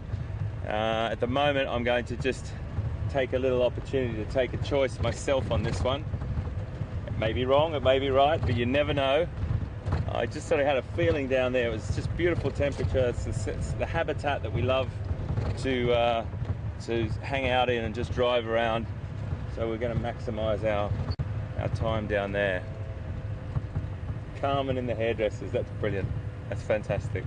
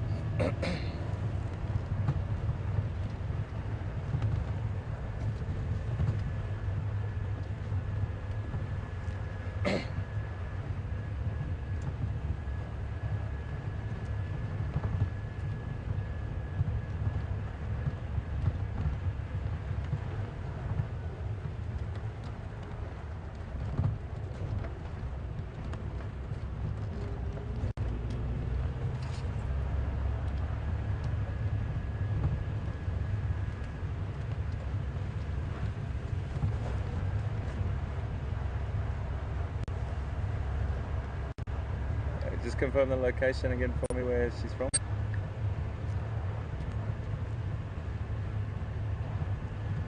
But folks, we just had a message from Peggy P in Montana. Hi Peggy, I've been to Montana. I really enjoyed my time there. It's a beautiful, beautiful place. And thank you very much for joining us on Safari Live.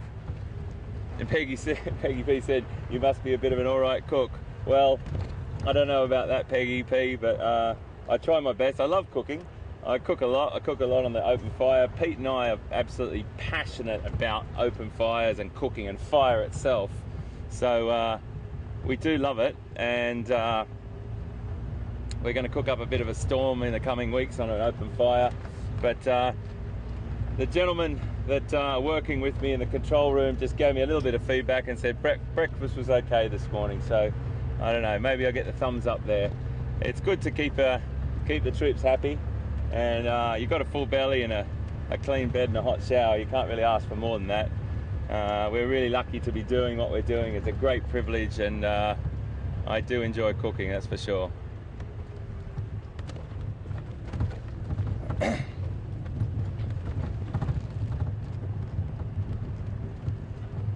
But thank you for the comments, Peggy, it's really kind.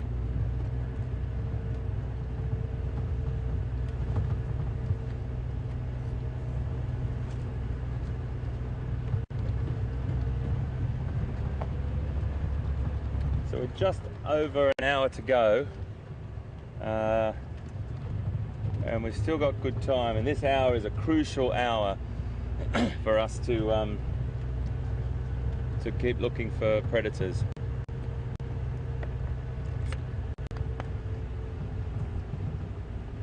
I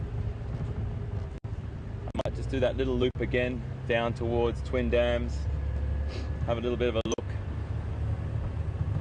I'm not going to go and visit that hippo right until the end of the drive, because I don't want to give too much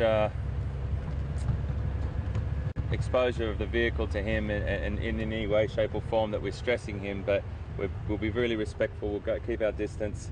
We had quite a close look at him before where we parked. I'll probably park up on the dam wall this time, away from him, and we'll just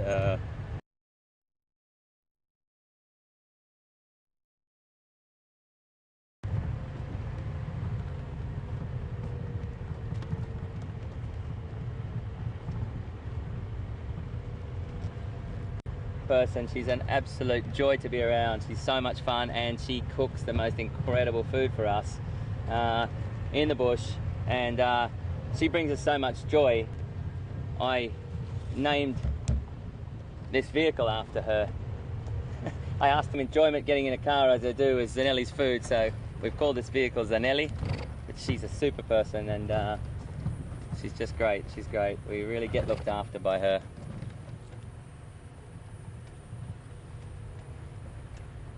Just a couple of impala rams here. Just nice to stop at. Beautiful, beautiful specimens. Absolutely beautiful. You can see that gorgeous lyre shape on their horns.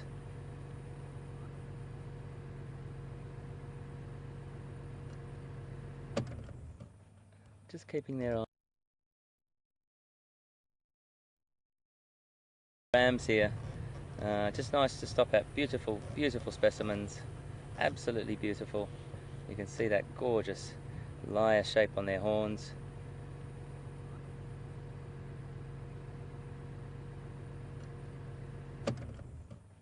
Just keeping their eyes up.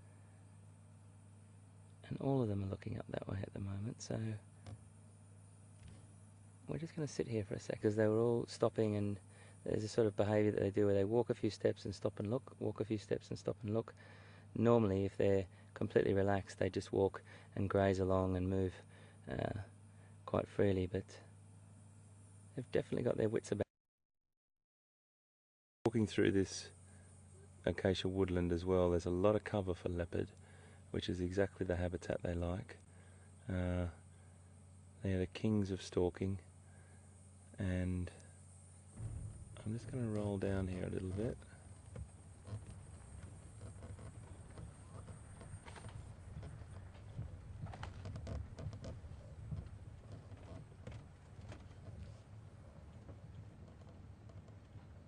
They're definitely uneasy about something.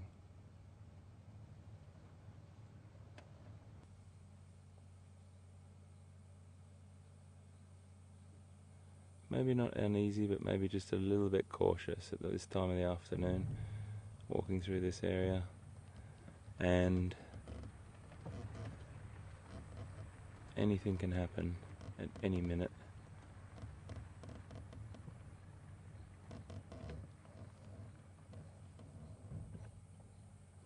Yeah, I don't think it's anything really. They're grazing still.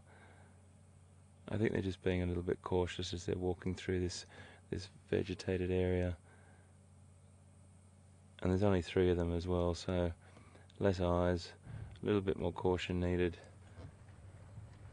I'll just roll down a little bit further.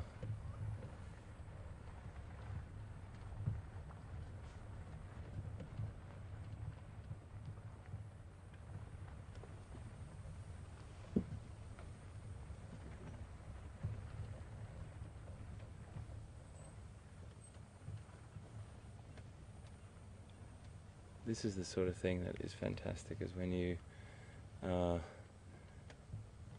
your heart rate starts to rise a little bit when you sort of see that behaviour, because we could be in the presence of a predator, and you just never know. You do have to take those situations quite seriously, in the sense that you do take your time, you just spend a bit of time. We've got the time, just give it a little bit more of a interested look than driving past them.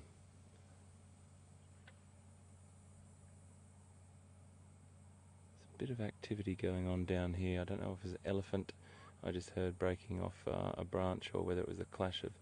No, I think I can see elephant through there. Is that elephant down there, mate? Or am I seeing things again? Is it a tree stump? No, it's elephant. Can you see them off in the distance there? Just there. That's the back of an elephant, I think. Yeah, that's the tail of an elephant there. Okay, maybe we'll try and go down and see them if we can. What's the best way for me to go there? Let me just have a look at my map, and I'm going to just try and figure out if I can just get close to those guys for us. Alright, I could go along there. Yeah, I probably have to just take a little left down. We might not get too close to them, but we'll just have a little look. There's definitely elephant in there. They might be well into the vegetation, so I can definitely see them from here. They're way off. You can just see them walking through. They might be heading to the water point, so it's a bit hard to see, mate. Just off there you can see an ear flapping. Can you see that elephant walking through there? Really difficult, mate. It's I think we'll probably just get closer. It's probably easiest. Isn't it funny, folks? The largest land mammal on the planet, and can you see that elephant out there? It's the big thing with the ears and the trunk. That's it there. Yeah, they blend in so beautifully with the landscape because their skin color is very, very similar to a lot of the deciduous stems of the trees, just like the kudu we talked about earlier. And a couple of weeks ago there was a beautiful breeding herd of elephant over on Arathusa at the dam there, and they made their way from the dam across the airstrip. By the time Viam and I got there, they were in this incredibly heavy wooded area, and we could hear them. They sounded like they were just about 50 meters away, but sure enough, not a sausage. We couldn't see an elephant's trunk, ear, back, tail or anything. All we could do is hear them, and we sort of did a loop around for about 15-20 minutes. Nope, they had disappeared, and sometimes they just go into that really heavily vegetated area and hang in there and have a really nice feed after they've had a big drink.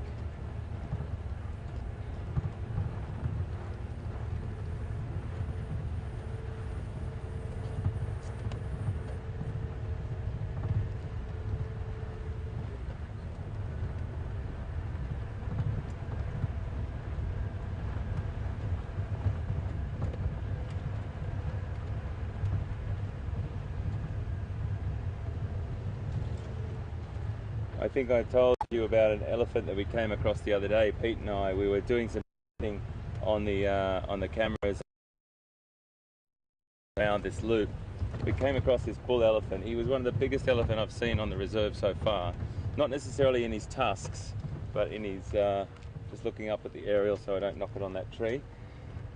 Looking at the size of his bulk, and he was in full must, which means that he had a secretion coming from a temporal gland just behind his eye, about 6 inches behind his eye, and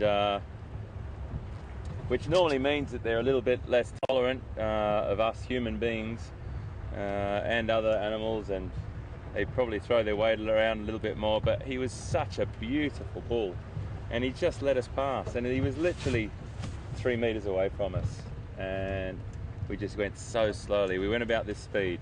We were driving past him about that. Have a look at this guy here. What a nice little place to stop. Just to see if you can swing your camera around there gently. What a lovely, lovely little encounter. Oh, he just flew off, the cheeky little monkey. Wasn't a monkey, it was a bird. It was a southern yellow-billed hornbill. There he is. See if you can get a little picture of him through there, mate. He just flew off. Sorry, it's a bit tricky there. He's just on that branch there. Can you see him, mate? A little bit further on. Just there. See?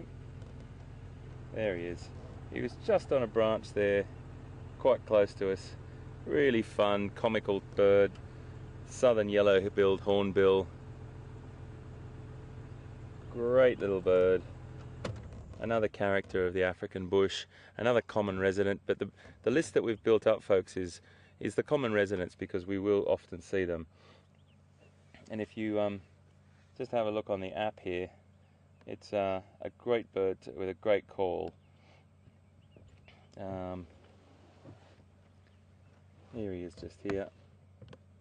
That's him with that beautiful yellow, large yellow bill there. Great coloration, really comical characters. Often seen working alongside of dwarf mongoose. But this is the call, and it's a fantastic call, and another quintessential African call.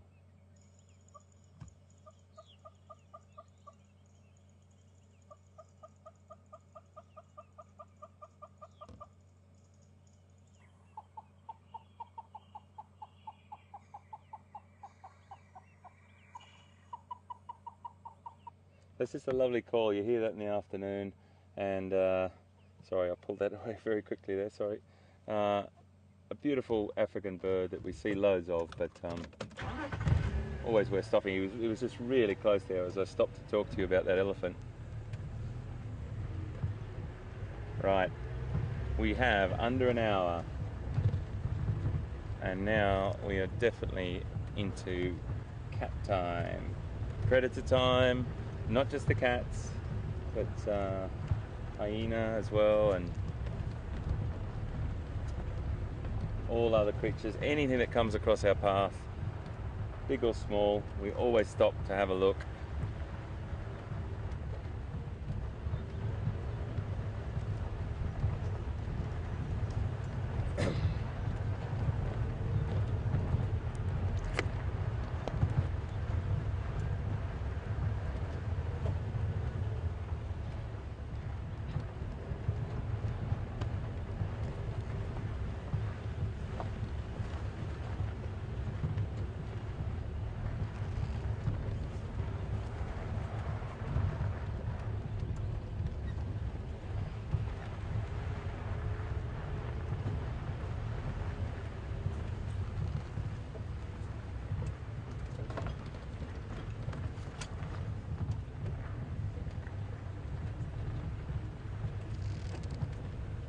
We just had an email from Susan. Hi Susan, and welcome aboard.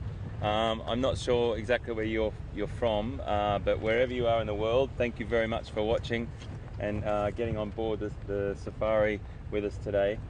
Susan's asking whether there'll be any fireside chats during the Safari Live, and Susan, the answer is yes, definitely. In Big Cat Week, when we're working on with Nat Geo and broadcasting with Nat Geo as well, we'll be doing a couple of those definitely. We'll be doing question and answer type situations with Pete and I, and we'll try and get another one in before Big Cat Week if we can. We're working on it. As you can imagine, through this technical phase, there's a lot to do, and we just want to make sure that we tick every box and get the best possible thing to you live from Africa. So we'll work on one before. I can't promise the one before, but definitely during Big Cat Week we'll be doing a couple. So hopefully you'll be able to join us then and send off some questions to us.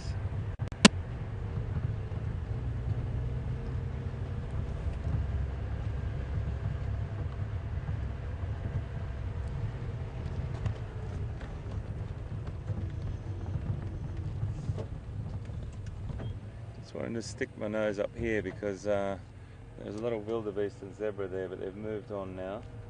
So I might just head down to some leopard country here.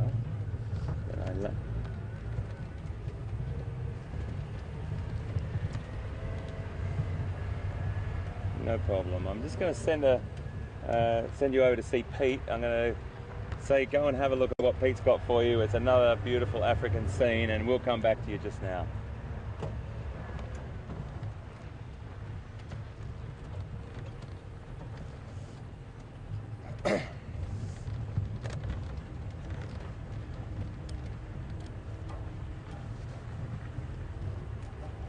Well, an afternoon of beautiful sunsets and beautiful views. Welcome back on the Jigga. Always. We're just enjoying our view and our spot here up in quarantine. We're actually watching some wildebeest. We'll get back to them just now. That little youngster from yesterday was hopping around and playing with so much life and so much fun. And then we saw the sun is busy setting in quite spectacular fashion. So welcome back with us.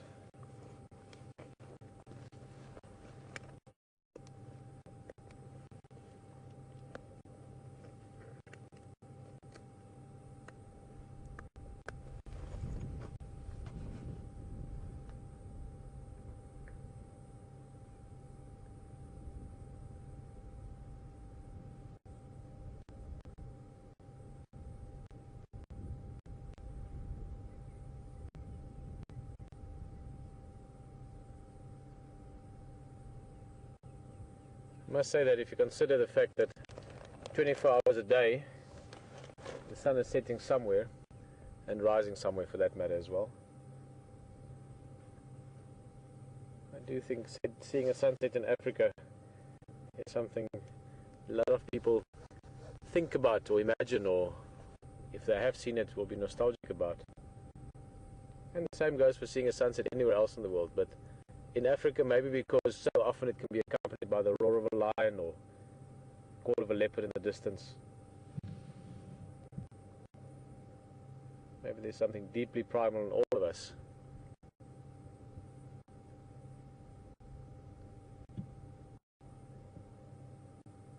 That appreciate sunsets in Africa. And that's it. A little bit of a glow on the horizon, some big clouds still. Not rain clouds, but a big bank of clouds above it. And we're going to take you to the wildebeest. Yesterday we had a very fun time. It was young wildebeest, just the one calf in the herd, running around and hopping around. He was chasing the impalas. And he sits up front here, so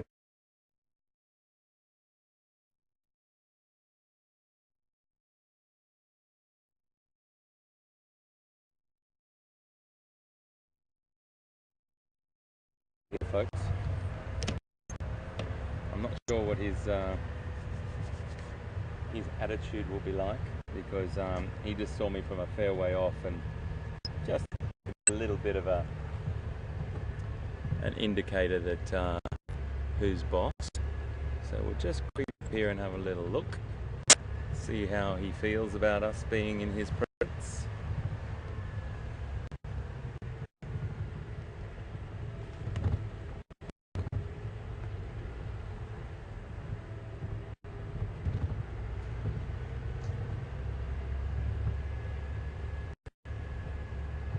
Always keeping your eye out for others as well. Whenever you drive through and you see elephant, he's a beautiful boy though. Goodness me, look at him. Look at those tusks.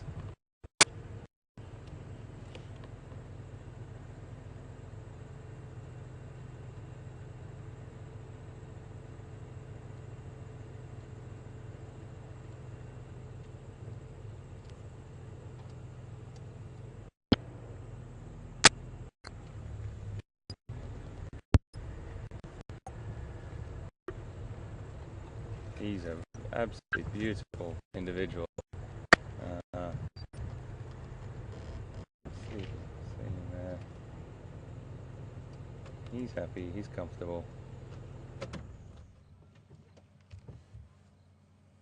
It's always good just to drive up and have a little bit of a establishing sort of time with the elephant, and just let him know that you're there. And most elephant on the reserve are very, very tolerant and very, very habituated or familiar with the vehicles.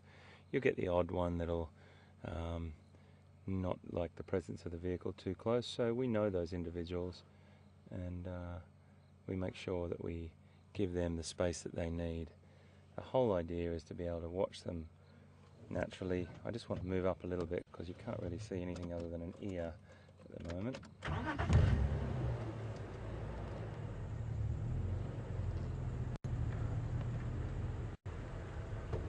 It's okay, my boy. It's okay. Seeing through there.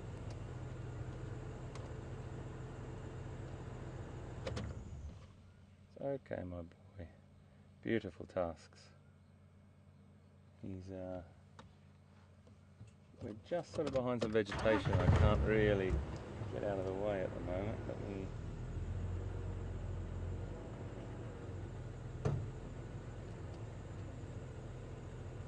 me see if there's another angle I can get. It's actually quite nice to look at them through the vegetation like that, because that's a real view, that we're not just seeing them out in the open, we're seeing them in woodland, feeding, behaving naturally. You can see the colour of the skin and how it blends in with the colour of the branches on the trees. So if you've got a very, very grey, low foliage area, the grey being the branches and the uprights of the trees. Many of the plants here in this particular area are deciduous, meaning they lose their leaves. You can lose an elephant very, very quickly in that habitat.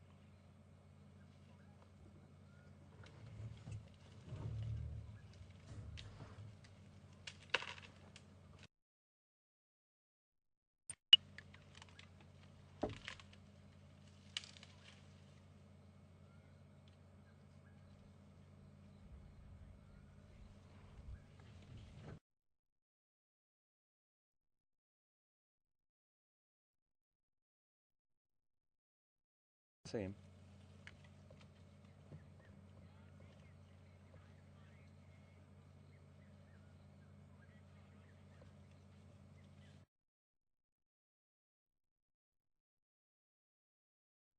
So much.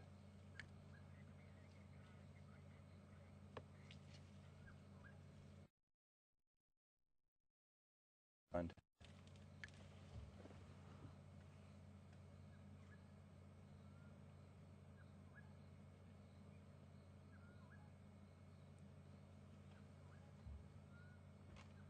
you can hear that crunching and breaking of branches and taking it into the mouth with a...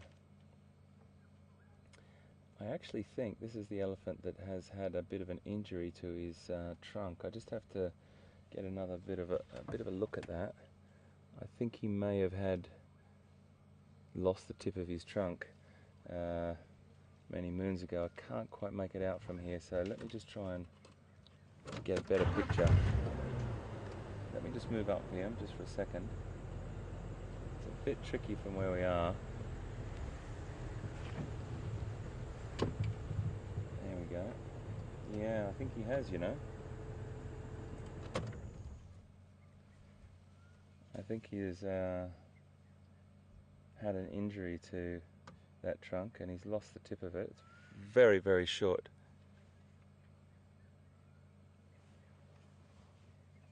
Yeah, HT copy.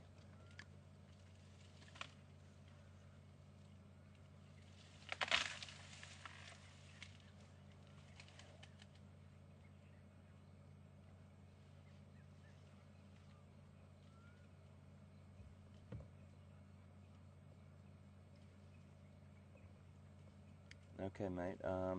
We'll try and make our way there, and I'll keep you posted if we can make it in time.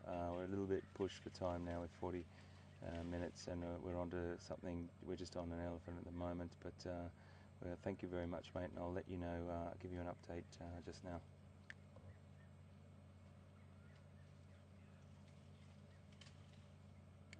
Peter's up around quarantine at the moment, and I'll see if I can get there as soon as I can, mate. So I'll just give you an update in about 5 minutes, if that's okay.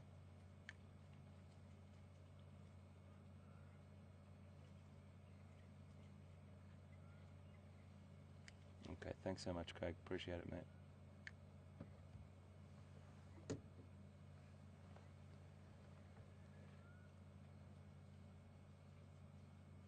So that was one of the guides, and two of the guides actually letting us know that there's a potential tracking a leopard down there. I'm just wondering if they're onto it at the moment, so we're going to try and make our way towards it. But look at that, folks. Sorry, I'm coming back to the leopard. He's definitely lost a substantial part of his trunk. Now that could be a very, very good reason why he's a little bit cautious of the vehicle. That's a really interesting thing to see. I haven't seen this individual on the reserve yet. He's by himself. He's got a very short trunk. How he lost that trunk is anyone's guess. It could have been through an encounter with a predator when he was very, very young, or unfortunately it could have been something to do with a human situation on somewhere else where he might have lost part of his trunk, potentially in a snare or something like that. So it's, who knows, it's anyone's guess, but it would have been a long time ago. It's probably about 20-year-old, I'd say, maybe. Yeah, probably about 20 years old.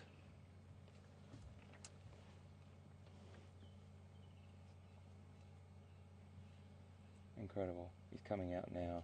You can get a great look at him now. How short that trunk is. Doesn't even touch the ground. My goodness, poor thing. He still seems to be using it, and he will have modified the way that he eats. I'm just going to move up a little bit closer.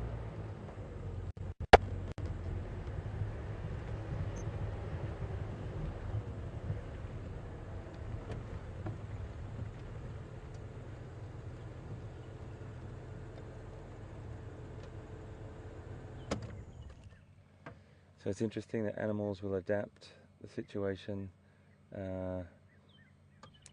He can feed with it. You can still eat, so he can still use it and hold on to food and push it into his mouth. He would have to probably bend down to drink or walk into the water to drink. It would inhibit him when it comes to potentially fighting for dominancy, but you never know. Animals are incredibly adaptive, but he may live still a long life, but it's an unusual thing to see, and he definitely looks like he's in reasonable condition, and he's feeding and browsing beautifully here. He's just a little bit cautious, this elephant, a little bit cautious of everything, and he's probably got every reason to, with an injury like that. Goodness knows how that happened to him, but he's survived this long, and with the vegetation that's around now, he'll probably survive a lot more.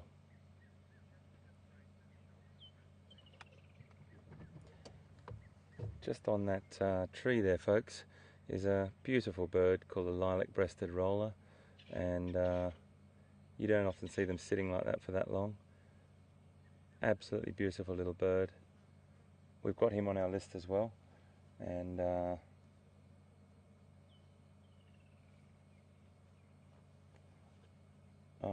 that's a lovely shot.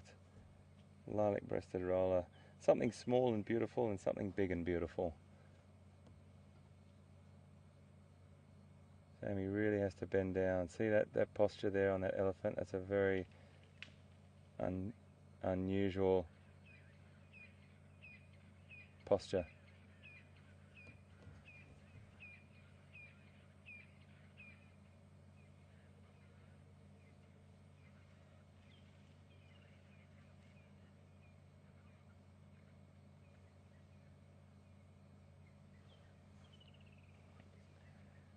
Control, do you copy?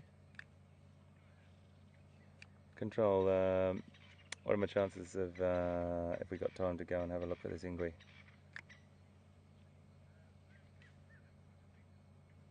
Okay, I'm going to shoot on down onto Central Road and connect with Craig.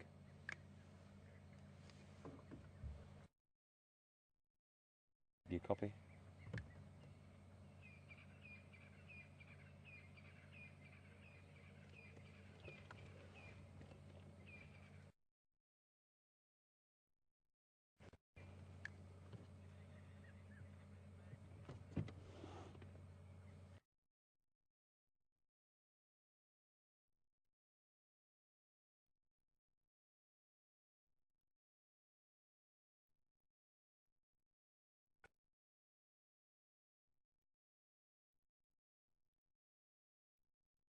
Location was?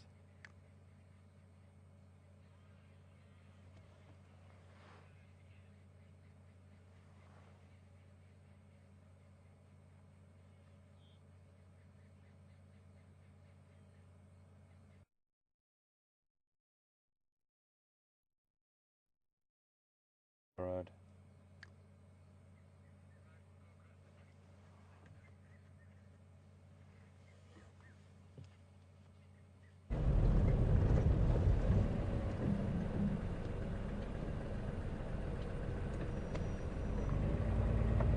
Guys, welcome back.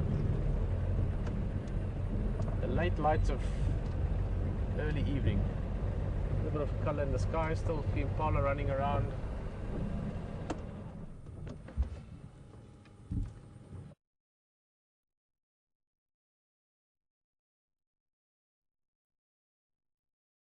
not grouping together, so if the herd was spread out over a wider area, they will congregate together for the night.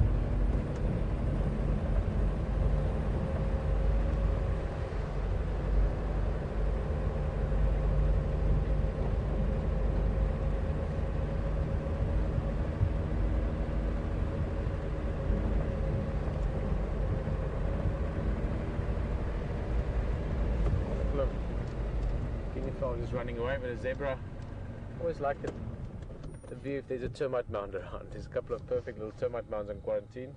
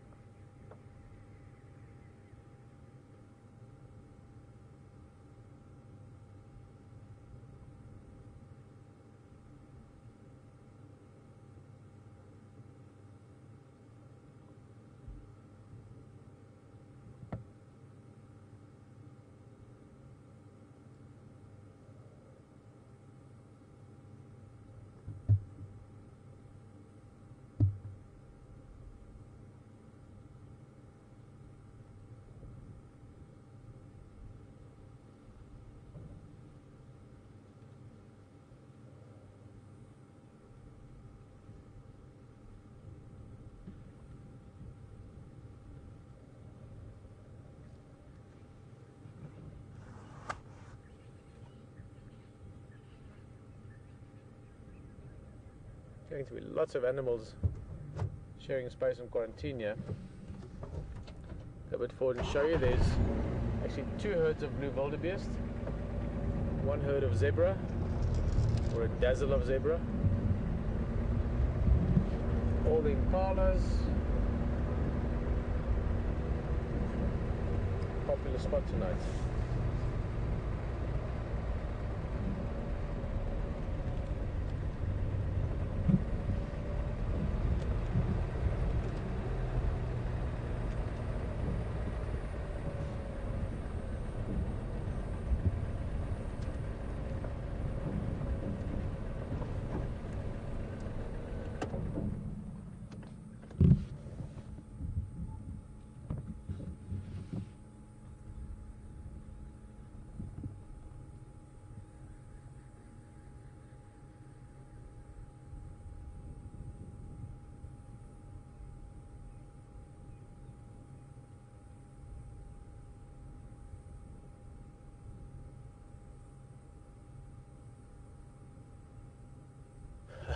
Right there, let's go a bit forward.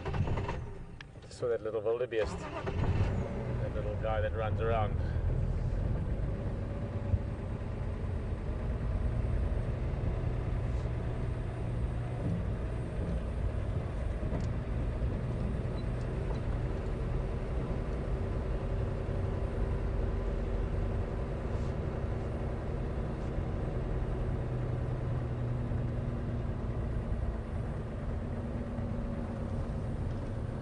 It's not a wildebeest, sorry, it was an impala running around.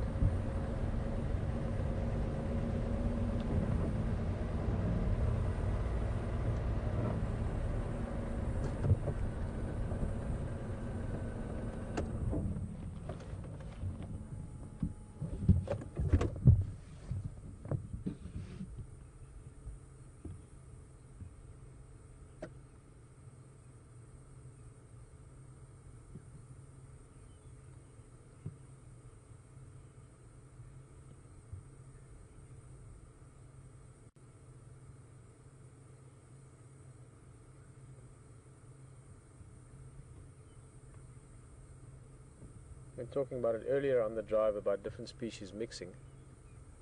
Here's a perfect example tonight. Wildebeest, impala, zebra, all sort of spending a bit of time together. The more the merrier, but also the more likely you are to be safe and not have to worry too much about predators. Not that animals worry. People often think animals stand out in the bush and they're permanently concerned. When's the next attack coming? It's not the case at all. This is part of their life. They're used to it. They're vigilant, they're aware, they're alert. They're also healthy and they're fast. So it's not something they're concerned about. They pay attention, they look around. There's nothing for them to be concerned about on an ongoing basis. If they spot a predator, they make a loud noise, an alarm call, they let the others know in the area, and they go on again. Every now and again, one gets caught. That's just the way it is.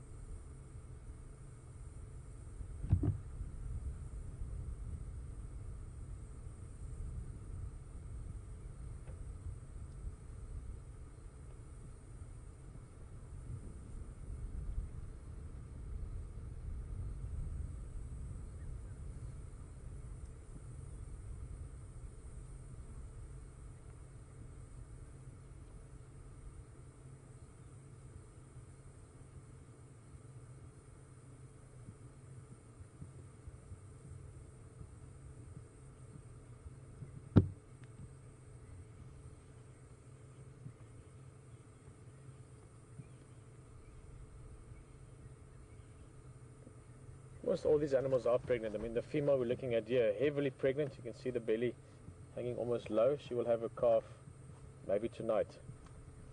Natalie just asking about the zebra. We've seen several zebra today and they all looked heavily pregnant. Zebra almost always look pregnant even if they're not, just because they've got a very different digestive system. They've got what's called a hindgut fermenting digestive system. So it's a much bigger belly, a lot more gas in it as well. If you ever see zebras running around, you'll hear that. But many of the zebras are pregnant. They're not as strictly seasonal with their young as for instance wildebeest, but the majority or a large part of the lambs are born. Sorry, lambs. I'm just a little thing in my ear there suddenly. The foals are born around this time. Not all of them, but many of them. Look here. But no, Natalie, I haven't seen any young ones yet. We'll definitely look at them when we do. Baby zebras or zebra foals are beyond cute. No? Alarm call. Alarm call, that's good.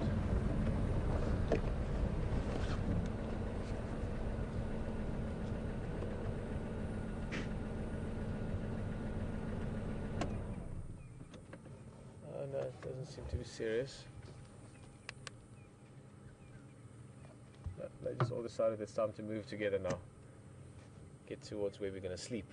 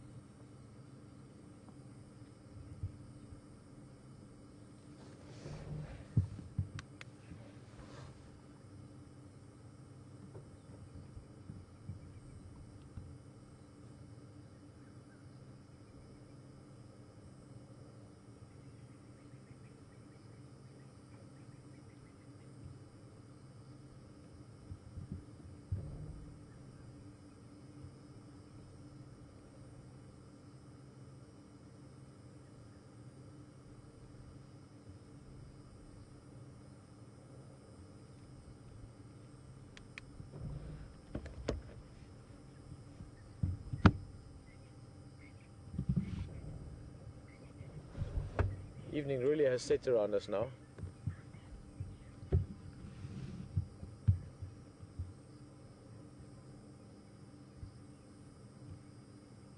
And everything that comes with the evening. It's amazing to see all the animals coming closer.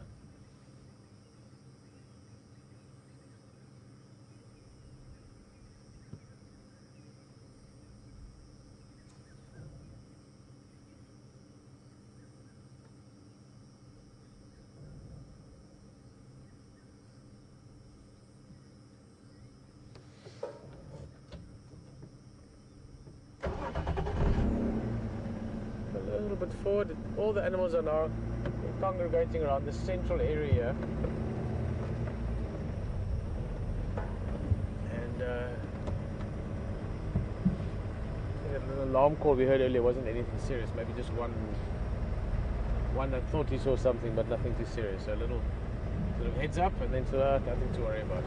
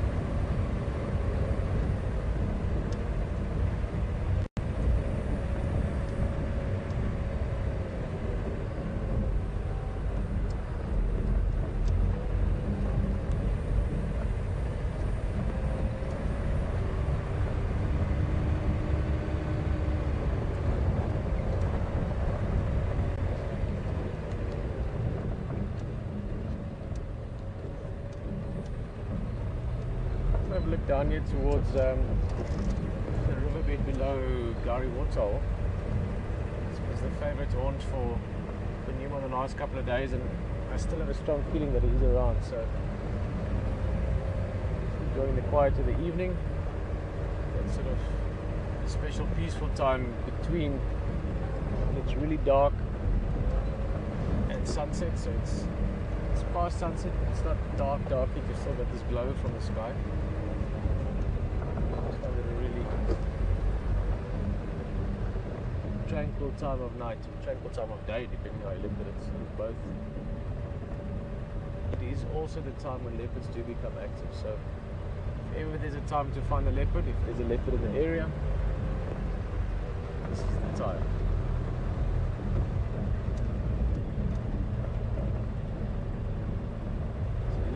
Listening.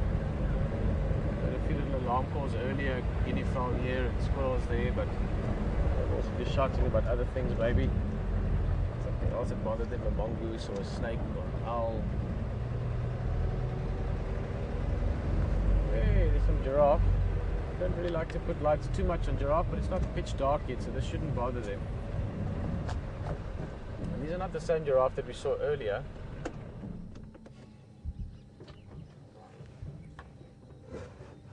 Morning we had that bull and cow with a little one, and they have been around, but this is a different group, so it seems we've got a bit of a journey of giraffe developing around here in the quarantine vicinity. In general, we don't like to keep bright lights too much or too long directly on diurnal animals, especially things like giraffe, big animals that can still see. They've got better eyesight than we do at night, and even with the lights they can still see to an extent, but it can disorientate them a bit. This is a beautiful view. Yo, the light in the foreground and that sky is still in the background. It reminds me of last night when Djuma was climbing up in the tree. That was beautiful to watch against that sort of early evening sky.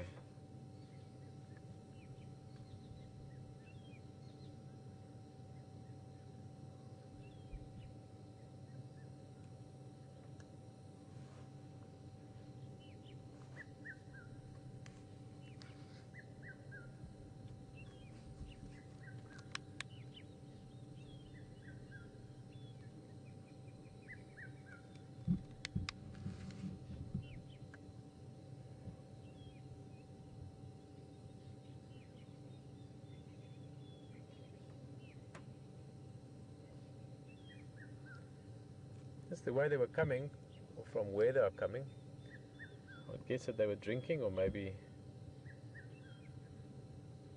going past Gari Waterhole.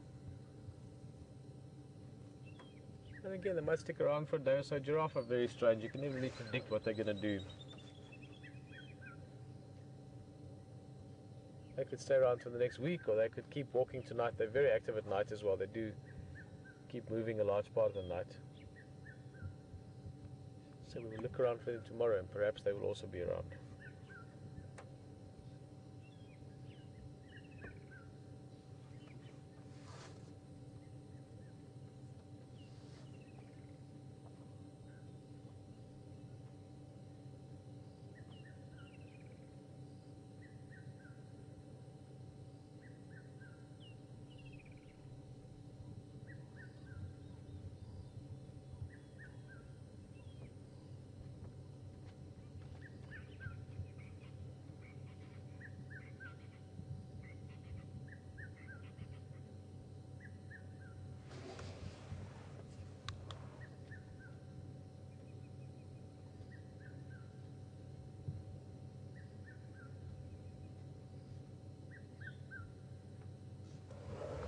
We've got a little bit of the drive left. Let's see what else might be moving into this area apart from the giraffe.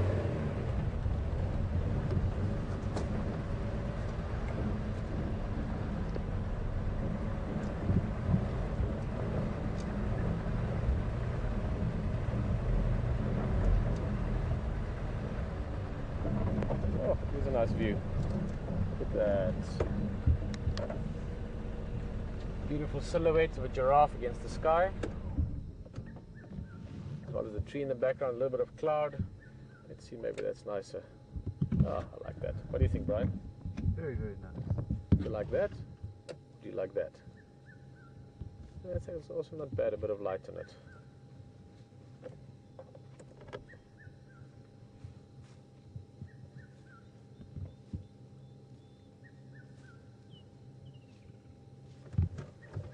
There she goes. She's going to cross the road. We're just going to wait for her. The others in the group have already moved on. She's just catching up. That light in the background, just so that you know, that's Waitilā Lodge.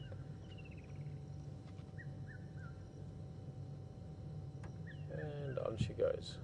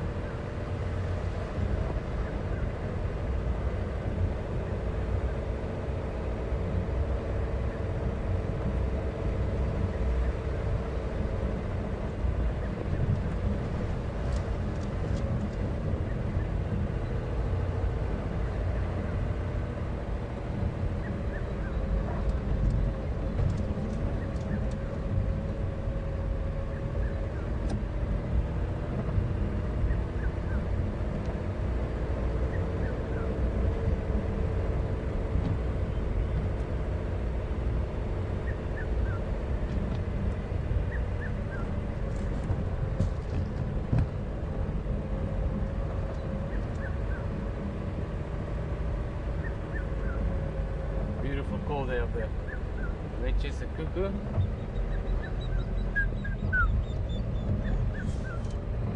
And that high whistle is from a spotted thickney. It used to be called a spotted duckkop. Duckkop literally just means thick head. So the spotted thick-headed thickney. Some zebras, a couple of buffalo. There's a buffalo bull. These are the duggar boys we saw earlier. You've got a nice view with the sky behind.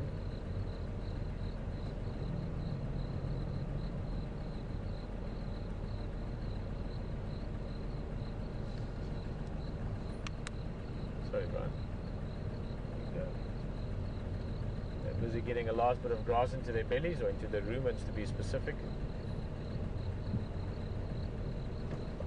Start to settle down and start to chew their cuds a little bit, digest that grass they ate during the day.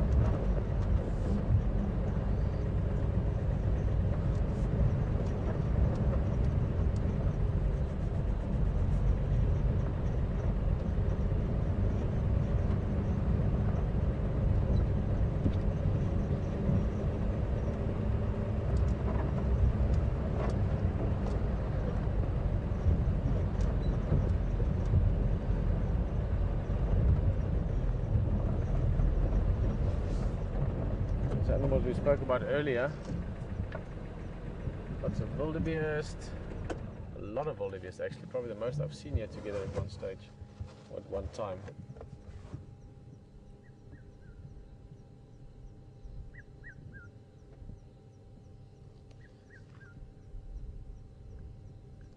Having a rough count, there are probably about 60 or 80 wildebeest in total. Impala dispersed between them, zebra, more zebra joining from the back there. Here's an impala. Oh, this is baby wildebeest, sorry. Here's the zebra. There's the impala coming through. Just saw lightning in the distance. Did you see that, Brian? I didn't. Far away to the west of here. There was some lightning. So who knows, maybe the weather sneaks up on us tonight and surprises us. Maybe that's why all these animals are getting together, like that question earlier. If animals get together when there's big weather, big storms coming, maybe that's what it is tonight.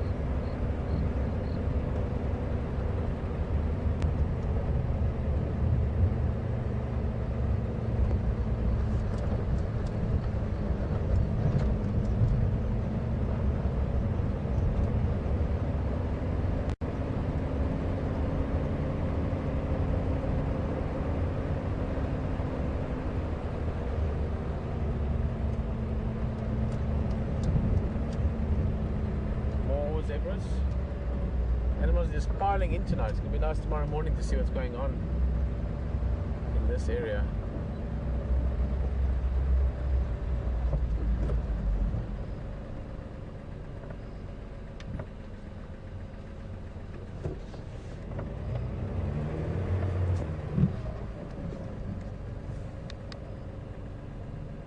And just while this last zebra is coming through to catch up to the rest of the herd. They're all going to spend their night in quarantine, maybe in a bit of rain, it looks like. I'm going to say good night from myself, Peter, and from Brian behind the camera. Guys, thank you very much for being in the vehicle with us. Tomorrow morning's another day. We're going to see what we can find. I'm sure there'll be things happening. And we're going to finish off with HT. He's at Treehouse Dam. So from us, bye-bye.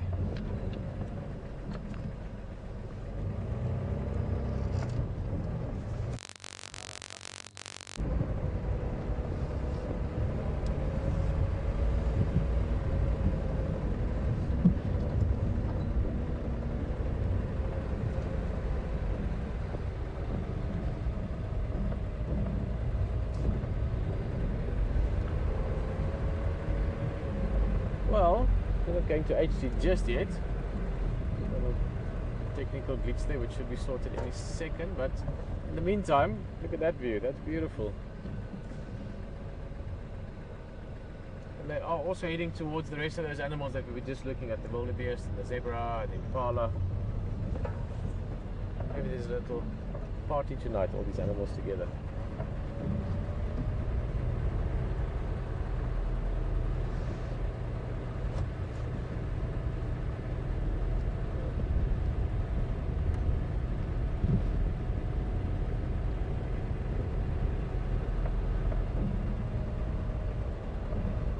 What we're going to do is just go past these guys. We're going to sit up front to where the rest of those animals are. We've got the big herd, sort of the congregation of animals tonight. This is actually quite a setting. Let's this should work.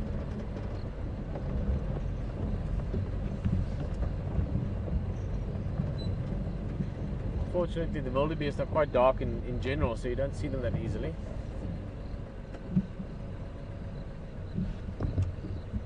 Other herd coming in.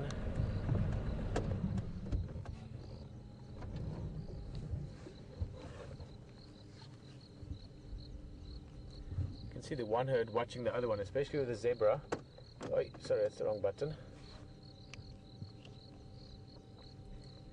Lots of, there in the background you can see the wildebeest. And the zebra, you've got different herds, so look how they're standing almost like a standoff between the two herds. They're not competitive with each other, but that's the one herd, and this is the herd we're watching that's sort of arriving at the moment. That looks like the stallion in front. That's a stallion. Pregnant mare.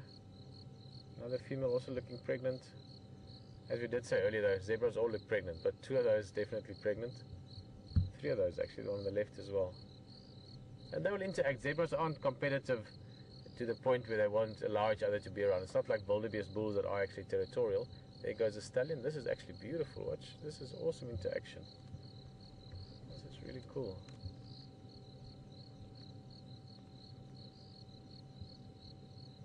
The stallion just putting himself out sort of in the middle there. There's the other stallion coming closer. I think that's a stallion, looks like. Yeah, a bit of smelling each other. This was amazing. I really enjoyed this. And there they're interacting. Female coming around, others coming into the group.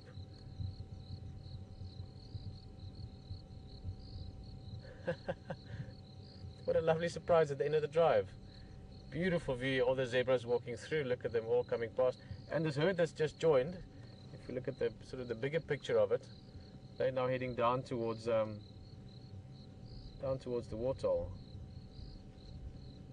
Now with that dazzling view and bits of something unexpected at the end of the drive, all the wildebeest moving through. There's probably about 200 animals here together, the wildebeest, the impala and the zebra. If the big herd of the impala joined them, that was further back earlier, the big herd with the babies, then we'd have about 300-400 animals all congregated together. So that's really cool. So on that high note, with the stallion looking at us, a big guy, I'm going to say good night once again from myself, Peter, and from Brian in the vehicle. Have a fantastic evening. Bye-bye.